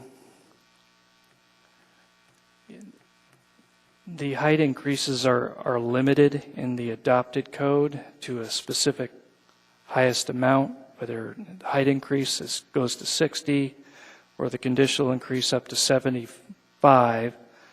So it's a bit more stepped instead of being open-ended. Plus, there are some design requirements that you have to meet to get the height increase, which are eliminated. Okay. If no one has any further questions, we're going to continue to page 7 to 12. The RO district, buildings in the RO district are not subject to a maximum height restriction, except all buildings exceeding 65 feet shall be subject to a conditional use review and the following additional criteria. In the RO, what is the building height limit now? In the adopted code, it is 45 feet by right. The adopted new code is 45 feet. Yes, that's correct. New code. So this is an increase from 45 to 65. That is correct. And in each case, again, you have that height adjustment. Ground floor goes to the higher height. You can get up to 50 by right. And under this proposed new ordinance, you would get up to 70 by right. Thank you. Thank you. Mr. Kane. Thank you. I'm okay with this just because it's got, limits in little I-1 and little I-3. I don't see any problem going to 65 feet and with those restrictions in there. Thank you. Any other comments on that one?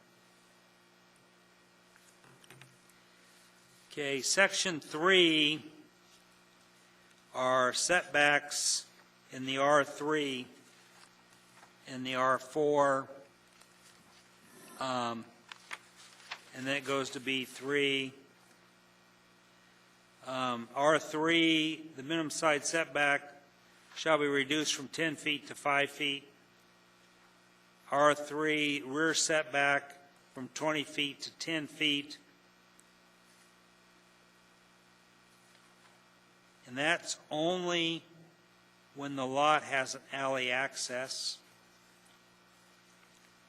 R3, the front setback shall be reduced from 20 to 10 when the lot has an alley access.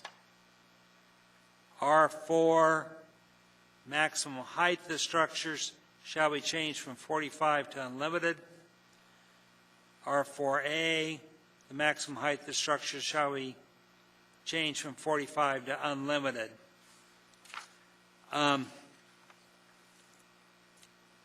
Comments, thoughts on that? Are you still in the queue, Mr. Kane? I just had a couple questions, or not questions, I have a couple comments on this. I think I'm generally okay with the R3 mixed residential.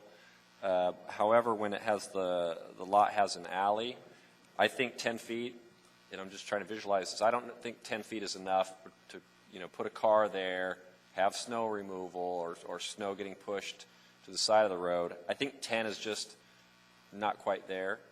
I'm okay with 15. I'm thinking of a 10-foot car or whatever, Greg's extended cab truck, and then you throw snow and. Now, are you talking about the rear setback and the front setback? I'm talking about the rear setback with an alley. Okay. So the second one there. Yeah, and also with the third one. Third one. Third one, you run into the same car problem. Yep. So those are the two that I'm referring to in the R3 mixed residential district. Front and back side setbacks. Sorry. Again, with the alley, I just don't. In my opinion, I think 10 is too short. I mean, we have to have room to get a car in there because there's going to be a car there, whether we give them the room or not. So on that, Mr. Robinson? Yeah, a couple points. This is one of the ones where staff somewhat agreed with some of these items. I think I read in their recommendation they agreed with the reduction from the side setback if those lots were adjacent to, if they weren't adjacent to lower density lots. The rear setback issue, keep in mind this has nothing to do with how far in your car is. This is where your building is. So if you were to locate a garage on the 10-foot setback line, like they actually do in a lot of communities, it means that you wouldn't have parking in front of the garage, but you'd have maneuverability in front of the garage. Just a different way to deal with it. The front setback staff was I think uncomfortable with. And they had a picture of some change of lot pattern. This comes from trying to accommodate. Again, this is for 3 and 4 unit small little buildings or small infill projects. The idea being that if you then access those lots from the rear, and you still maybe through a detached garage or something else, you want to still foster some kind of backyard in that, it might make sense to move it up. And you're not moving it up. If you're moving it up, you're moving it up to a nice kind of front of a building, not parked cars on this. I mean, that's where it came from.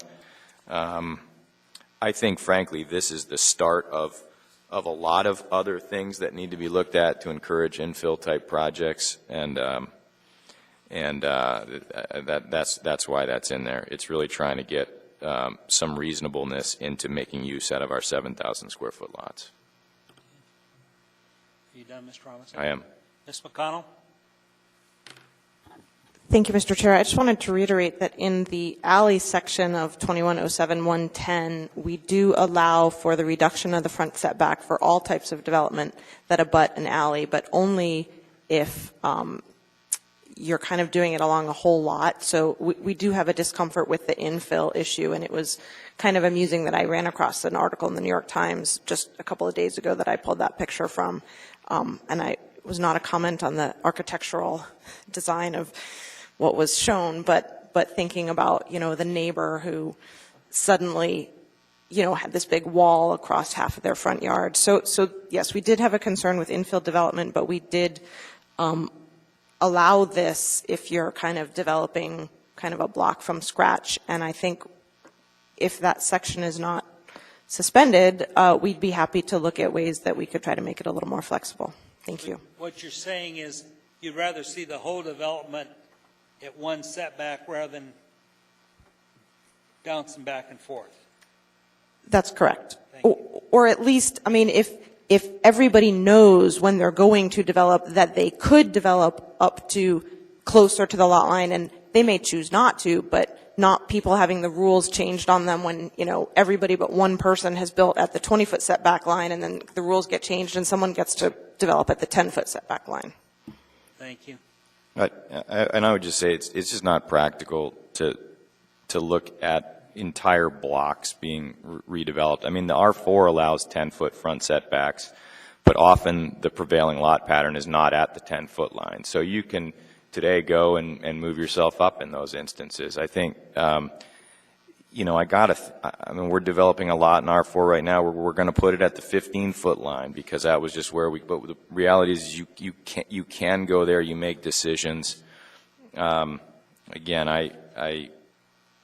we're talking about 3 and 4 unit structures, whereas what I'm seeing in a lot of these infill areas is very large duplexes being built. I don't think from a massing standpoint you're looking at really anything measurably different. Okay, and I was just thinking of your typical triplex downtown or in that zoning district. And then my last comment is on the R4A height. We take it from 45 to unlimited, and again, I think 65. Well, even I was looking at the staff's chart here where even in R4 they show 70 feet, in R4A they show, and again, I don't know who would develop a concrete and steel multifamily in this area given those height restrictions, but I still think 70 foot, I would feel more comfortable I was actually putting some of my notes here, given R4A, as the staff shows up, goes to 90 foot through their bonuses and things like that. So I'm okay with, somewhere in there, just not unlimited. My only comment. Okay.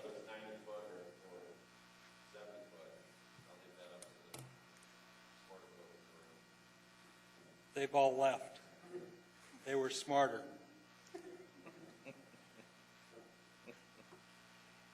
Okay, the last part of section 3 is B3, maximum height column unlimited, RO, maximum height column unlimited.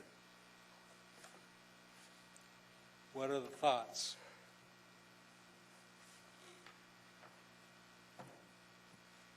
Actually, Mr. Chair, if there could be some language similar to what we had in little I1 and little I2, that those properties aren't adjacent to any of these other lower density areas, I would feel more comfortable. I mean, if it said that these... it's awful hard to go from a defined to an unlimited. True. That's the... So, and I think I would feel more comfortable going, either setting it at 90 or 70 or whatever we can come up with to have that language in there that says that these properties need to be located, in a major employment center and that they're not adjacent to any of these other lower density properties. I would feel more comfortable saying, instead of unlimited, maybe 90 foot, or unless it was in the Midtown area where we're saying unlimited. I don't know if those affect that Midtown area or not. I don't think so, but does that make sense, what I'm saying? Yeah, but it's awful hard to get that into a motion is all I'm thinking right now. So we got to think about that. Section 5 is the private open space. 4. I did.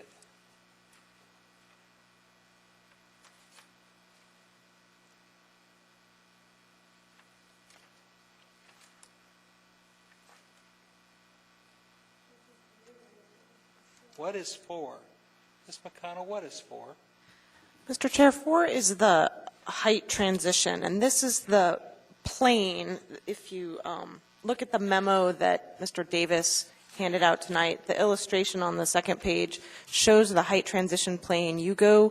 So any residential, the way it was proposed is that you apply this when you're developing in a non-residential district, the R4 or the R4A, and you look at any district or any lot within 200 feet that's zoned residential with the exception of the R4 or the R4A. You go to the lot line of what the protected lot is, you go up 15 feet in the air with an imaginary wall, and then you angle in towards your development with an imaginary plane that's 5-foot rise to 3-foot run, or else it's the opposite. I forget exactly what the plane is, but a plane that angles in, and you can't break that plane with your development except under certain circumstances, which we made a number of changes to in the multifamily ordinance. And this is a sunlight access protection. And just one sec. It also relates to privacy. It relates to controlling the bulk of a building. It's used in a number of different cities. Honolulu has this. New York City has this. We took this, we borrowed language from Denver, Spokane to have this provision in the code.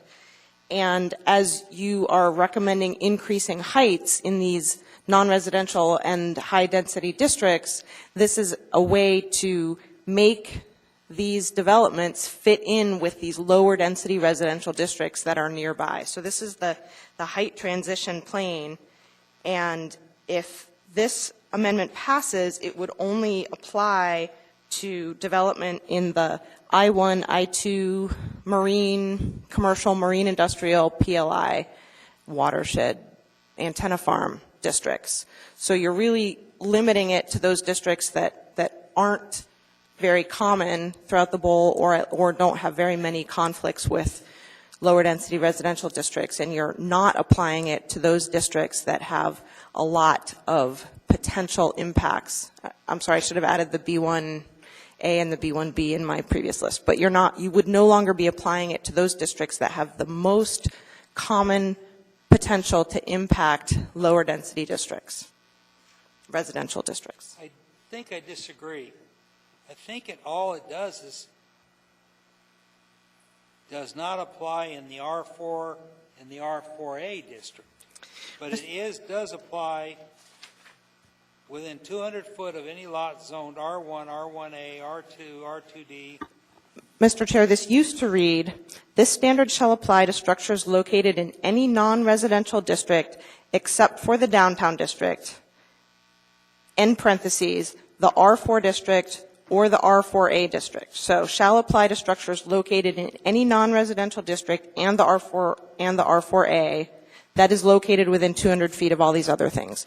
Now it says, this standard shall apply to structures located in any non-residential district except for the downtown B3 and RO districts.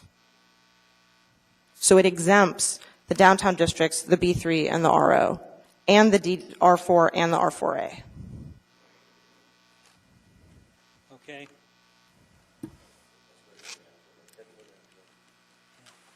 Mr. Kange? Thank you. Again, I was kind of torn with this one here, and I don't know what kind of consensus we can come up to if we are to forward this. I mean, it does leave the 200 foot in there, and so I think it gives people in these R1, R1A, R2A, R2D, all these other things, some protection, at least 200 feet. So I don't have any other comment other than that. Okay. If I could ask Mr. Kange, what is it protecting them from? A high bulk building that's going to not fit in with the shadowing. But it's exempting those buildings in the B3, the R, and the RO. So you're tall and the R4 and the R4A. So the 4 districts where you're going to have your biggest buildings, this does not apply. Okay, thank you. Were you going to toss it out? Sorry. Were you going to support it or leave it as is? I couldn't tell where you were going with that.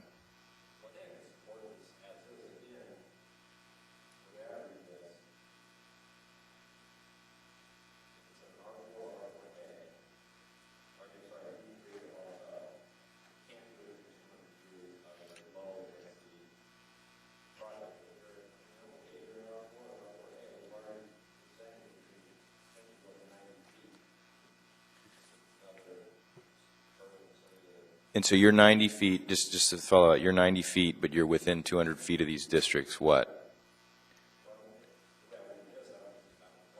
Okay, so, and I think it is confusing, and I think that's what Ms. McConnell's saying. I think basically the way this is written is you might as well throw the whole thing out, right? Because you're not going to get the height in those other districts that remain not exempted here, right? Yes. The marine or whatever it is, Yes. and, right?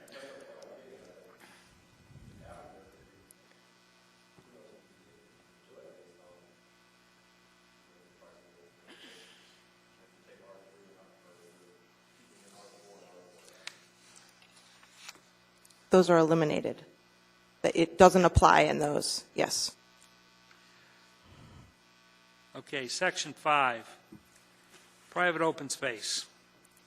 This reduces the private open space in R3 from 400 to 250, and R4 and R4A from 100 to 120 is what this does. Comments? I have one. Okay. I'd like to add one more. There's 2, 3, but they've overlooked item number 4 on that particular deal. Now, private open spaces, just so everybody understands what the definition is in the code book, it's kind of a funky thing.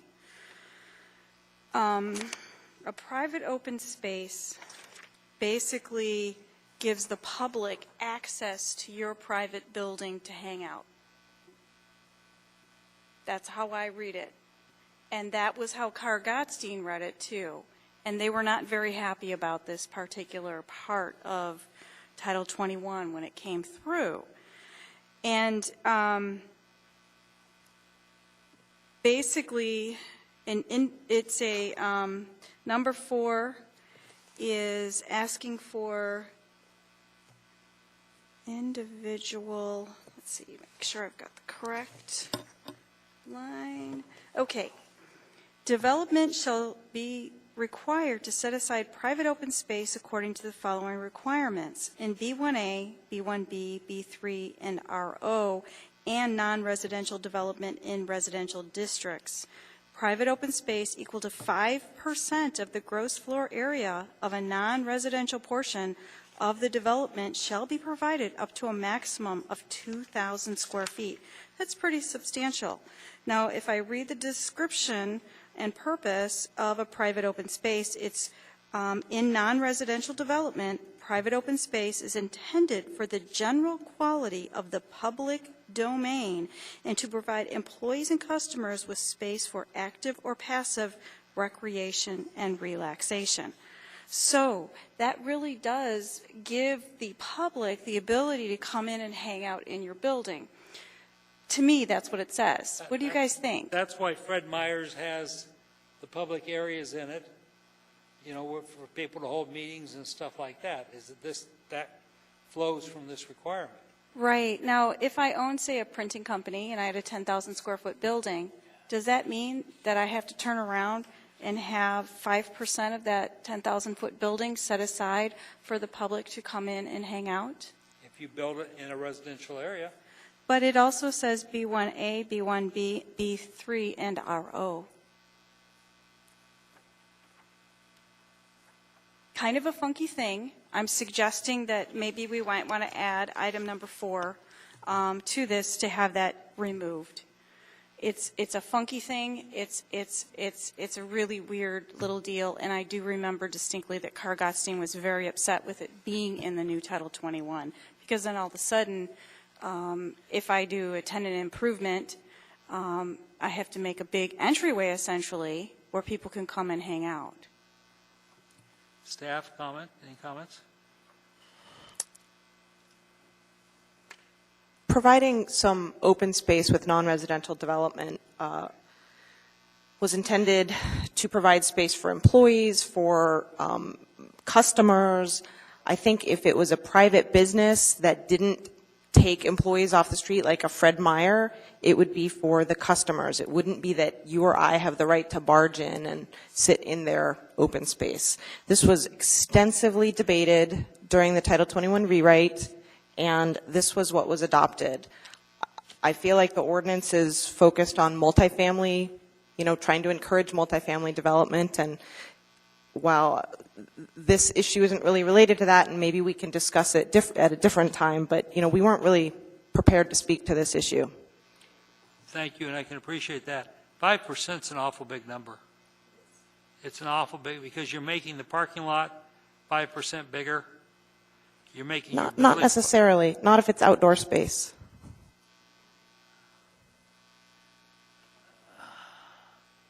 You may remember the Three Bears development that you reviewed under the big box regulations in Birchwood, I think, and that wasn't coming under this private open space development. That has a community space requirement through the big box standards, and they had a grassy area that was next to their parking lot where they put a picnic table, and that was their community space.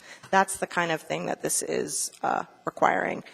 There's also, I think we tested it's a bank building on 36th Avenue, kind of north of the Center Point area, and they had plaza areas in the front that were in front of their opening doors. They had landscaping there, and that met this private open space requirement. That's the kind of thing that this is requiring. Okay. Ms. Barker? Thank you, Mr. Chair. I just wanted to echo Ms.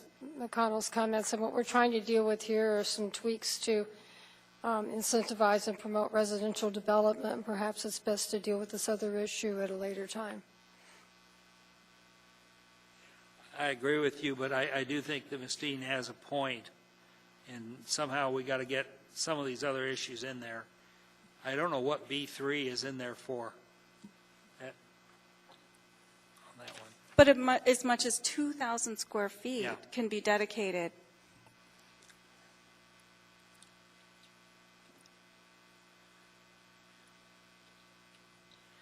Okay. Moving on, if I may.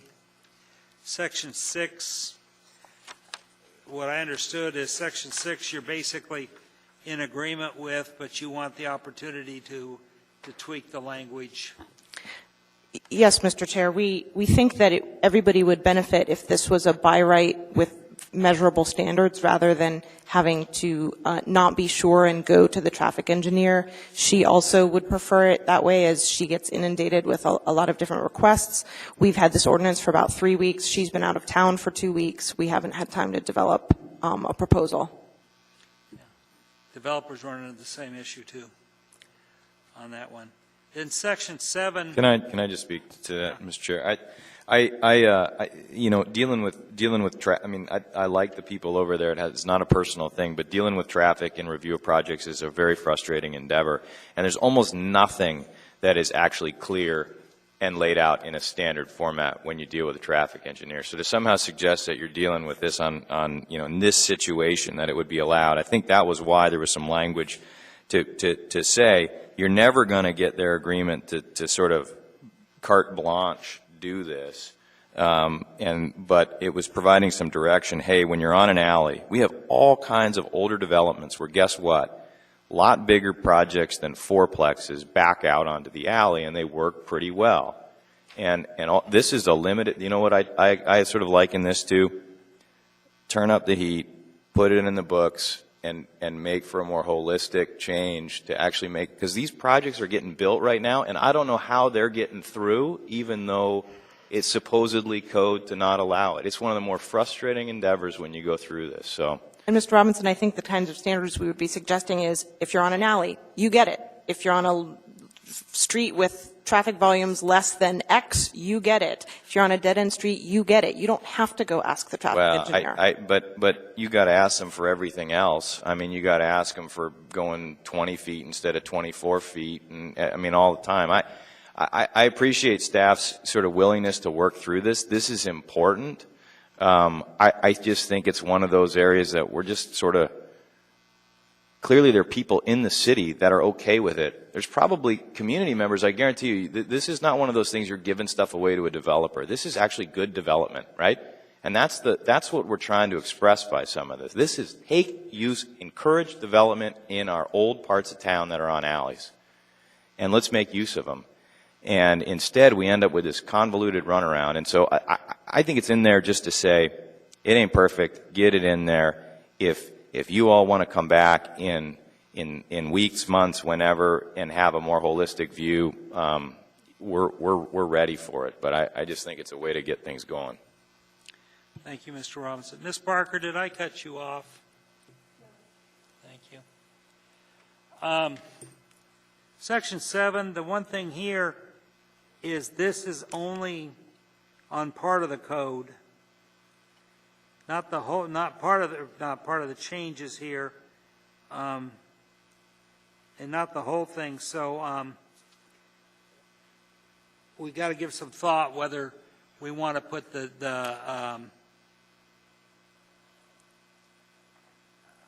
what I'm trying to say is that this it is only daylighting a section, a portion of the changes in this ordinance, not the whole thing. And I don't know whether that was their intent or whether that should be our intent today. Why don't we take a 10-minute break and then come back and try to work our way through these. And commissioners, please give some thought on how you want to do it, whether you want to go through and make individual changes or how you want to do it. But it is 10:15. I'd like to be back here by 10:25, and then we'll go from there.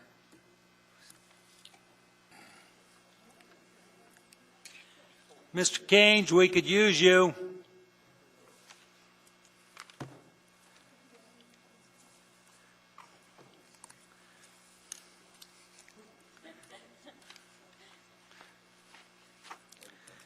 I don't know where he went, but he's coming.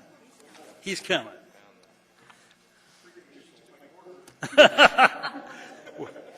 Remind me, we'll take a donation up later.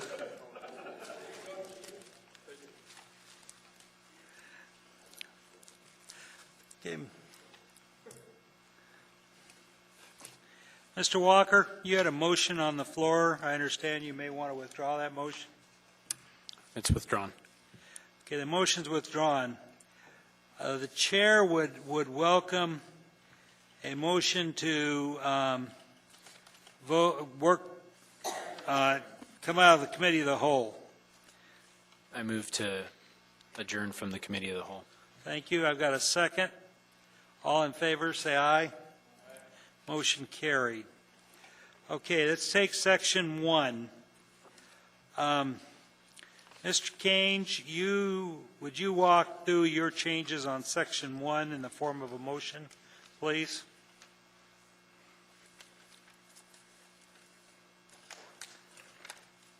Thank you, Mr. Chair. With regard to case 2015-0056, I move to approve with the following. I move to approve section 1 with the following changes. H2D, I would like to see a maximum height of 70 feet.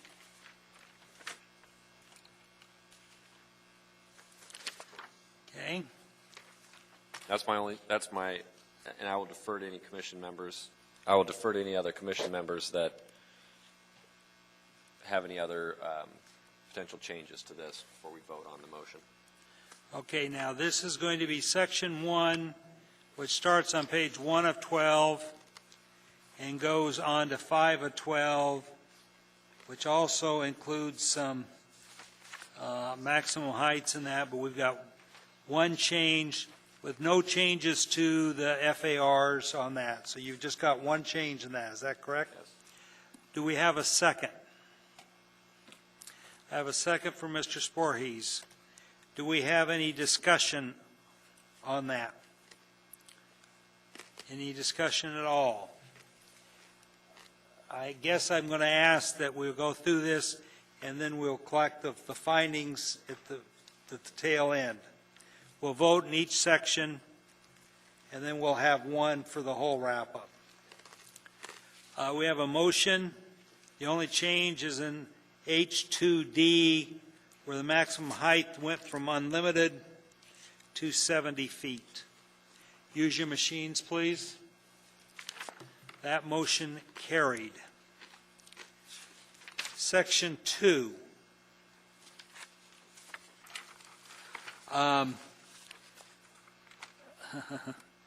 This is the first one we struggled on. It's buildings in the B3 are not subject to maximum height restrictions, and we have that. May I have a motion for section 2?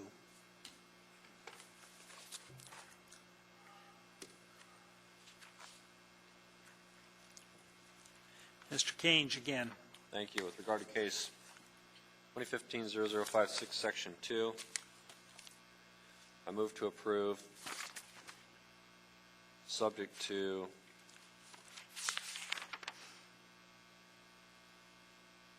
again in section 2, all I had was some comments with regard to the maximum height, so I would Move to approve? move to approve. Yeah, I think I'm good on 2. Okay. I have a second by Ms. Dean. Do we have any comments? Any comments? Seeing none, would you please use your machine? That passed unanimously. Section 3,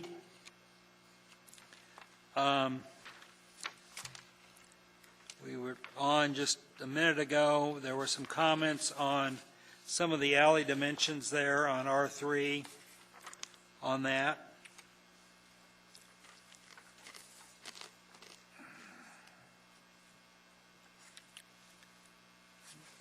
We have a motion by Mr. Kange, and that motion is, Mr. Thank you again. Kange. With 2015-0056, I move to approve section 3 with the following amendments. I'm pretty well convinced now that the setbacks are okay, but I do have some concerns with the language on page 10 of 12, Okay. line starting at line 4, the maximum height of structures to be unlimited in this R4 district, I would change that to 70, and the R4A I would change to 90. Okay, I have a second from Mr. Sporhees on that. Do we have any comments? Any comments at all? Please use your machine.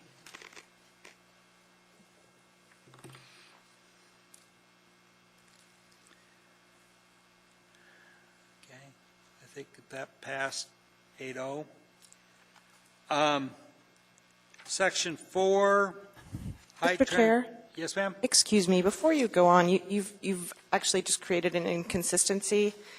Back in section 1 on page 4, you've said buildings in the R4A district are not subject to maximum height restrictions except that all floor area above 90 feet in height shall be used for residential uses. And now here on page 10, you've said that in the R4A that the maximum height is 90 feet. So can you bring those two into consistency, please?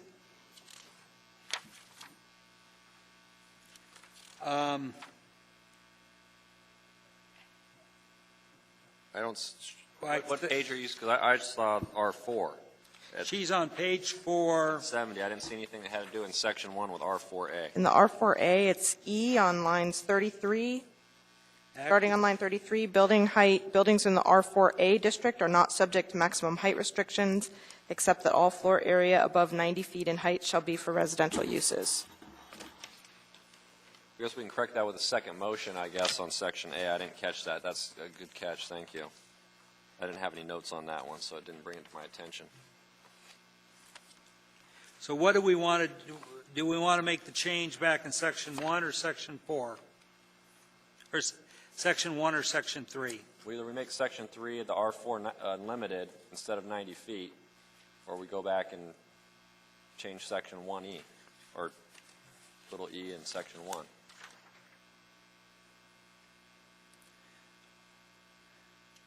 I guess buildings in the R4 district, R4A district are subject to a 90-foot maximum height. That's what Ms. McConnell is saying, except for I missed the R4A in, excuse me, in section 1, which calls for unlimited height. Yeah, which one do you want to change?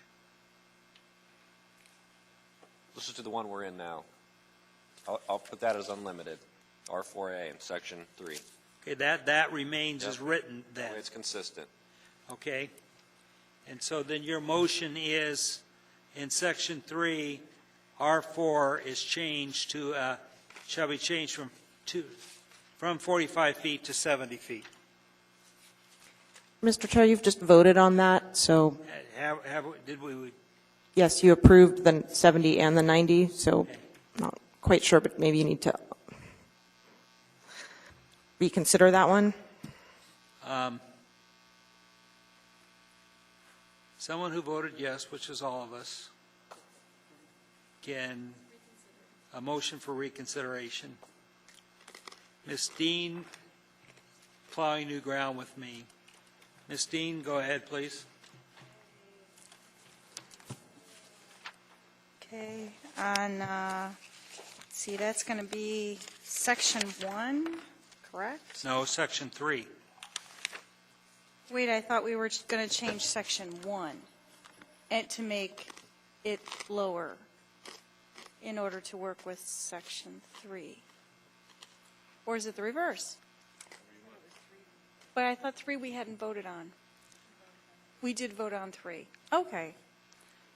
So then I motion to reconsider then on section 3, page 18, lines 4 through 10, to meet the same standards as page 12, lines 34 through 43.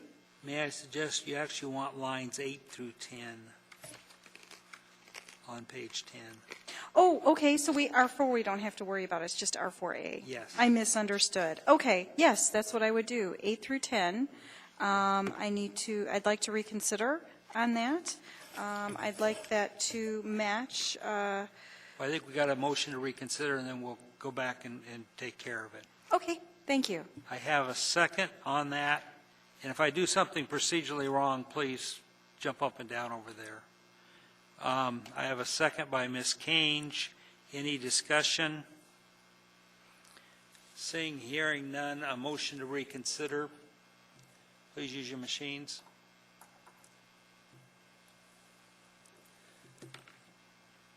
That motion is open for reconsideration. Mr. Kane, since you made the motion, I'll come back to you.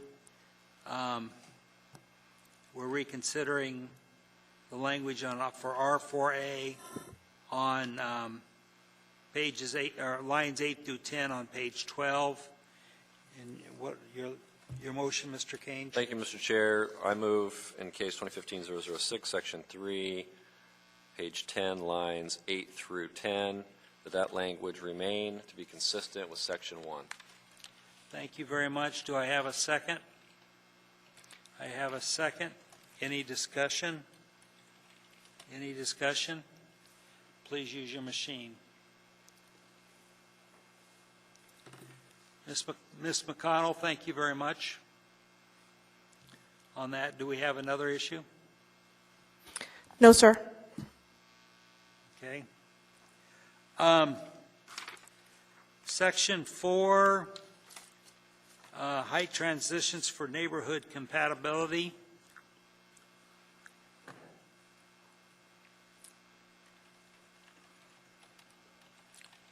Mr. Kange. Thank you, Mr. Chair. Again, with regard to case 2015-0056, section 4, I move to approve as presented. Okay, it's seconded by Mr. Strike. Mr. Robinson.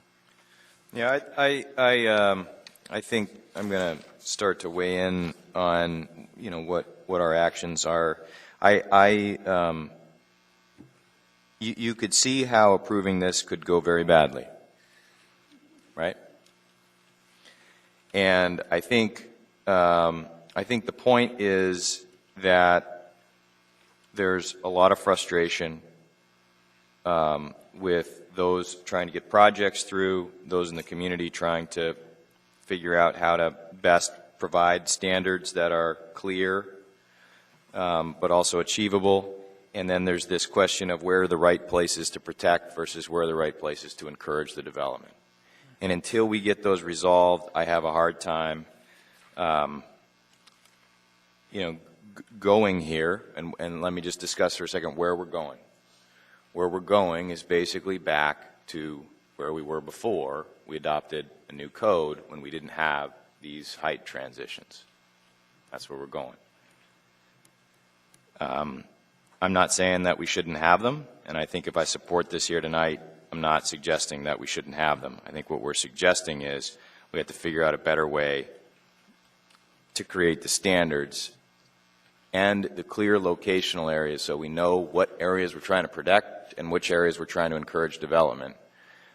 So I guess my vote as a yes tonight is sort of a protest vote, as you will. But I think we all need to understand what I'm doing by this action here tonight is asking for faster and clearer changes, some of which we will take up in very short order with staff with their proposed ordinance.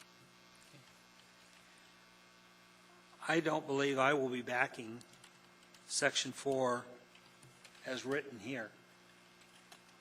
I agree with you. I think that why I am equally frustrated and angry and want to get something done, I'm not really willing to throw the baby out with the bathwater. And so I will not be supporting the motion. That should not be taken as I don't think it needs to be changed. I just am not convinced that the change outlined here is the change we need. So I will not be supporting that. Does anyone else have any comment on the Section 4? Please use your machines. That failed. So that language stays in. Mr. Kange on Section 5. Chair, with regard to case 2015-0056, Section 5, I move to approve as submitted. We have a motion. I have a second. Mr. Robinson? I'm going to support it. I think staff has also recognized need to change it. I recognize that by approving this, that we're introducing, perhaps an inconsistency, but I think we deal with that when we take it up with the other ordinance. Thank you. Mr. Walker? I was just referring back here. Didn't the, as it was presented, didn't it create like an uneven number of square feet? Do we want to shore that up, or do we care? I don't know what you mean by uneven number of square feet.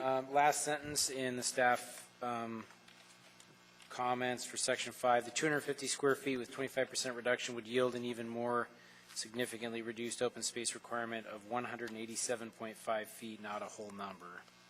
I'm just What thinking page out are you loud. on? What page are you on? Page 5 of the staff packet.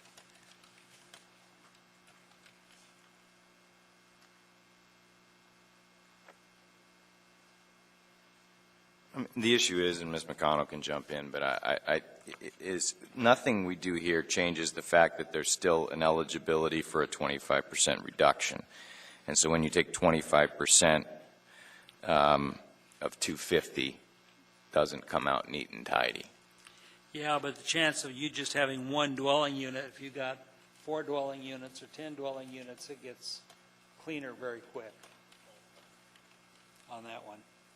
Okay. Okay. Any other comments on the motion for Section 5? Any other comments? Seeing none, please use your machine. That passed 7-1 on that. Section 6.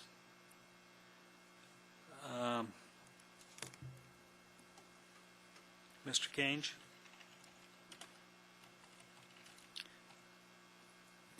Thank you to the chair. With regard to section or case 2015-0056, I move to approve section 6. My machine's locked up.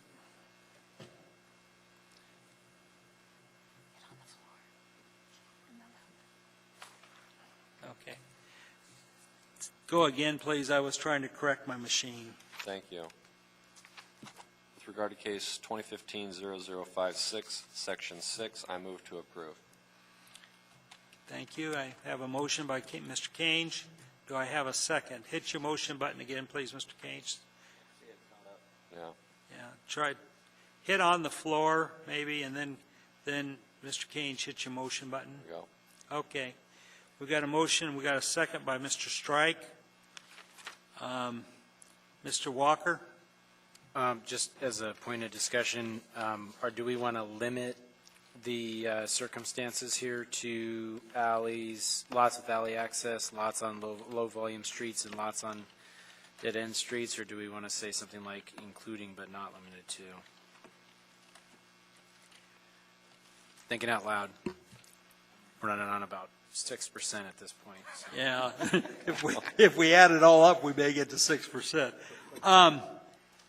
Hopefully, traffic will come back to us and say, we've got this language, but let's change it. And, I mean, we're trying to get it going. We're trying to kickstart it.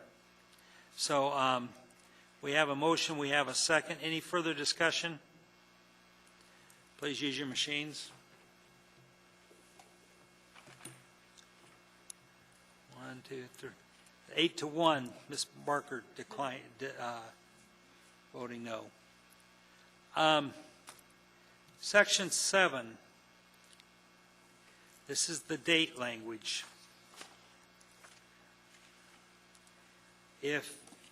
How we handle this is significant.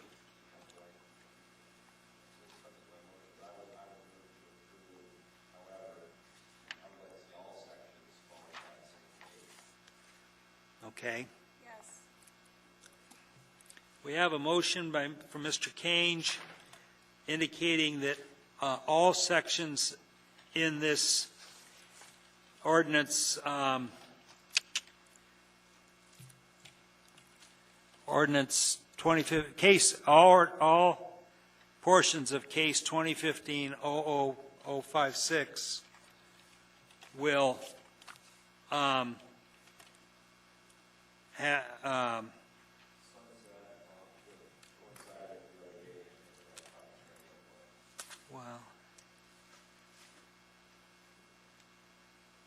what this does, if I may, is this pushes out the residential design standards, and so they don't start until the other date. So what this does, I guess we didn't talk about it, is the residential design standards are, I guess, for the lack of a better word, suspended until January 1, 2017. Now, all the other changes go into place once they're adopted by the Assembly, except the design standards.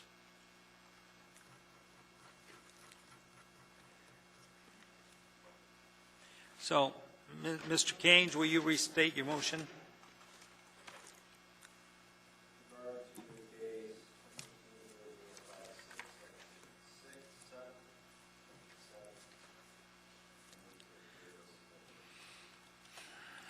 Mr. Voorhees, you seconded that?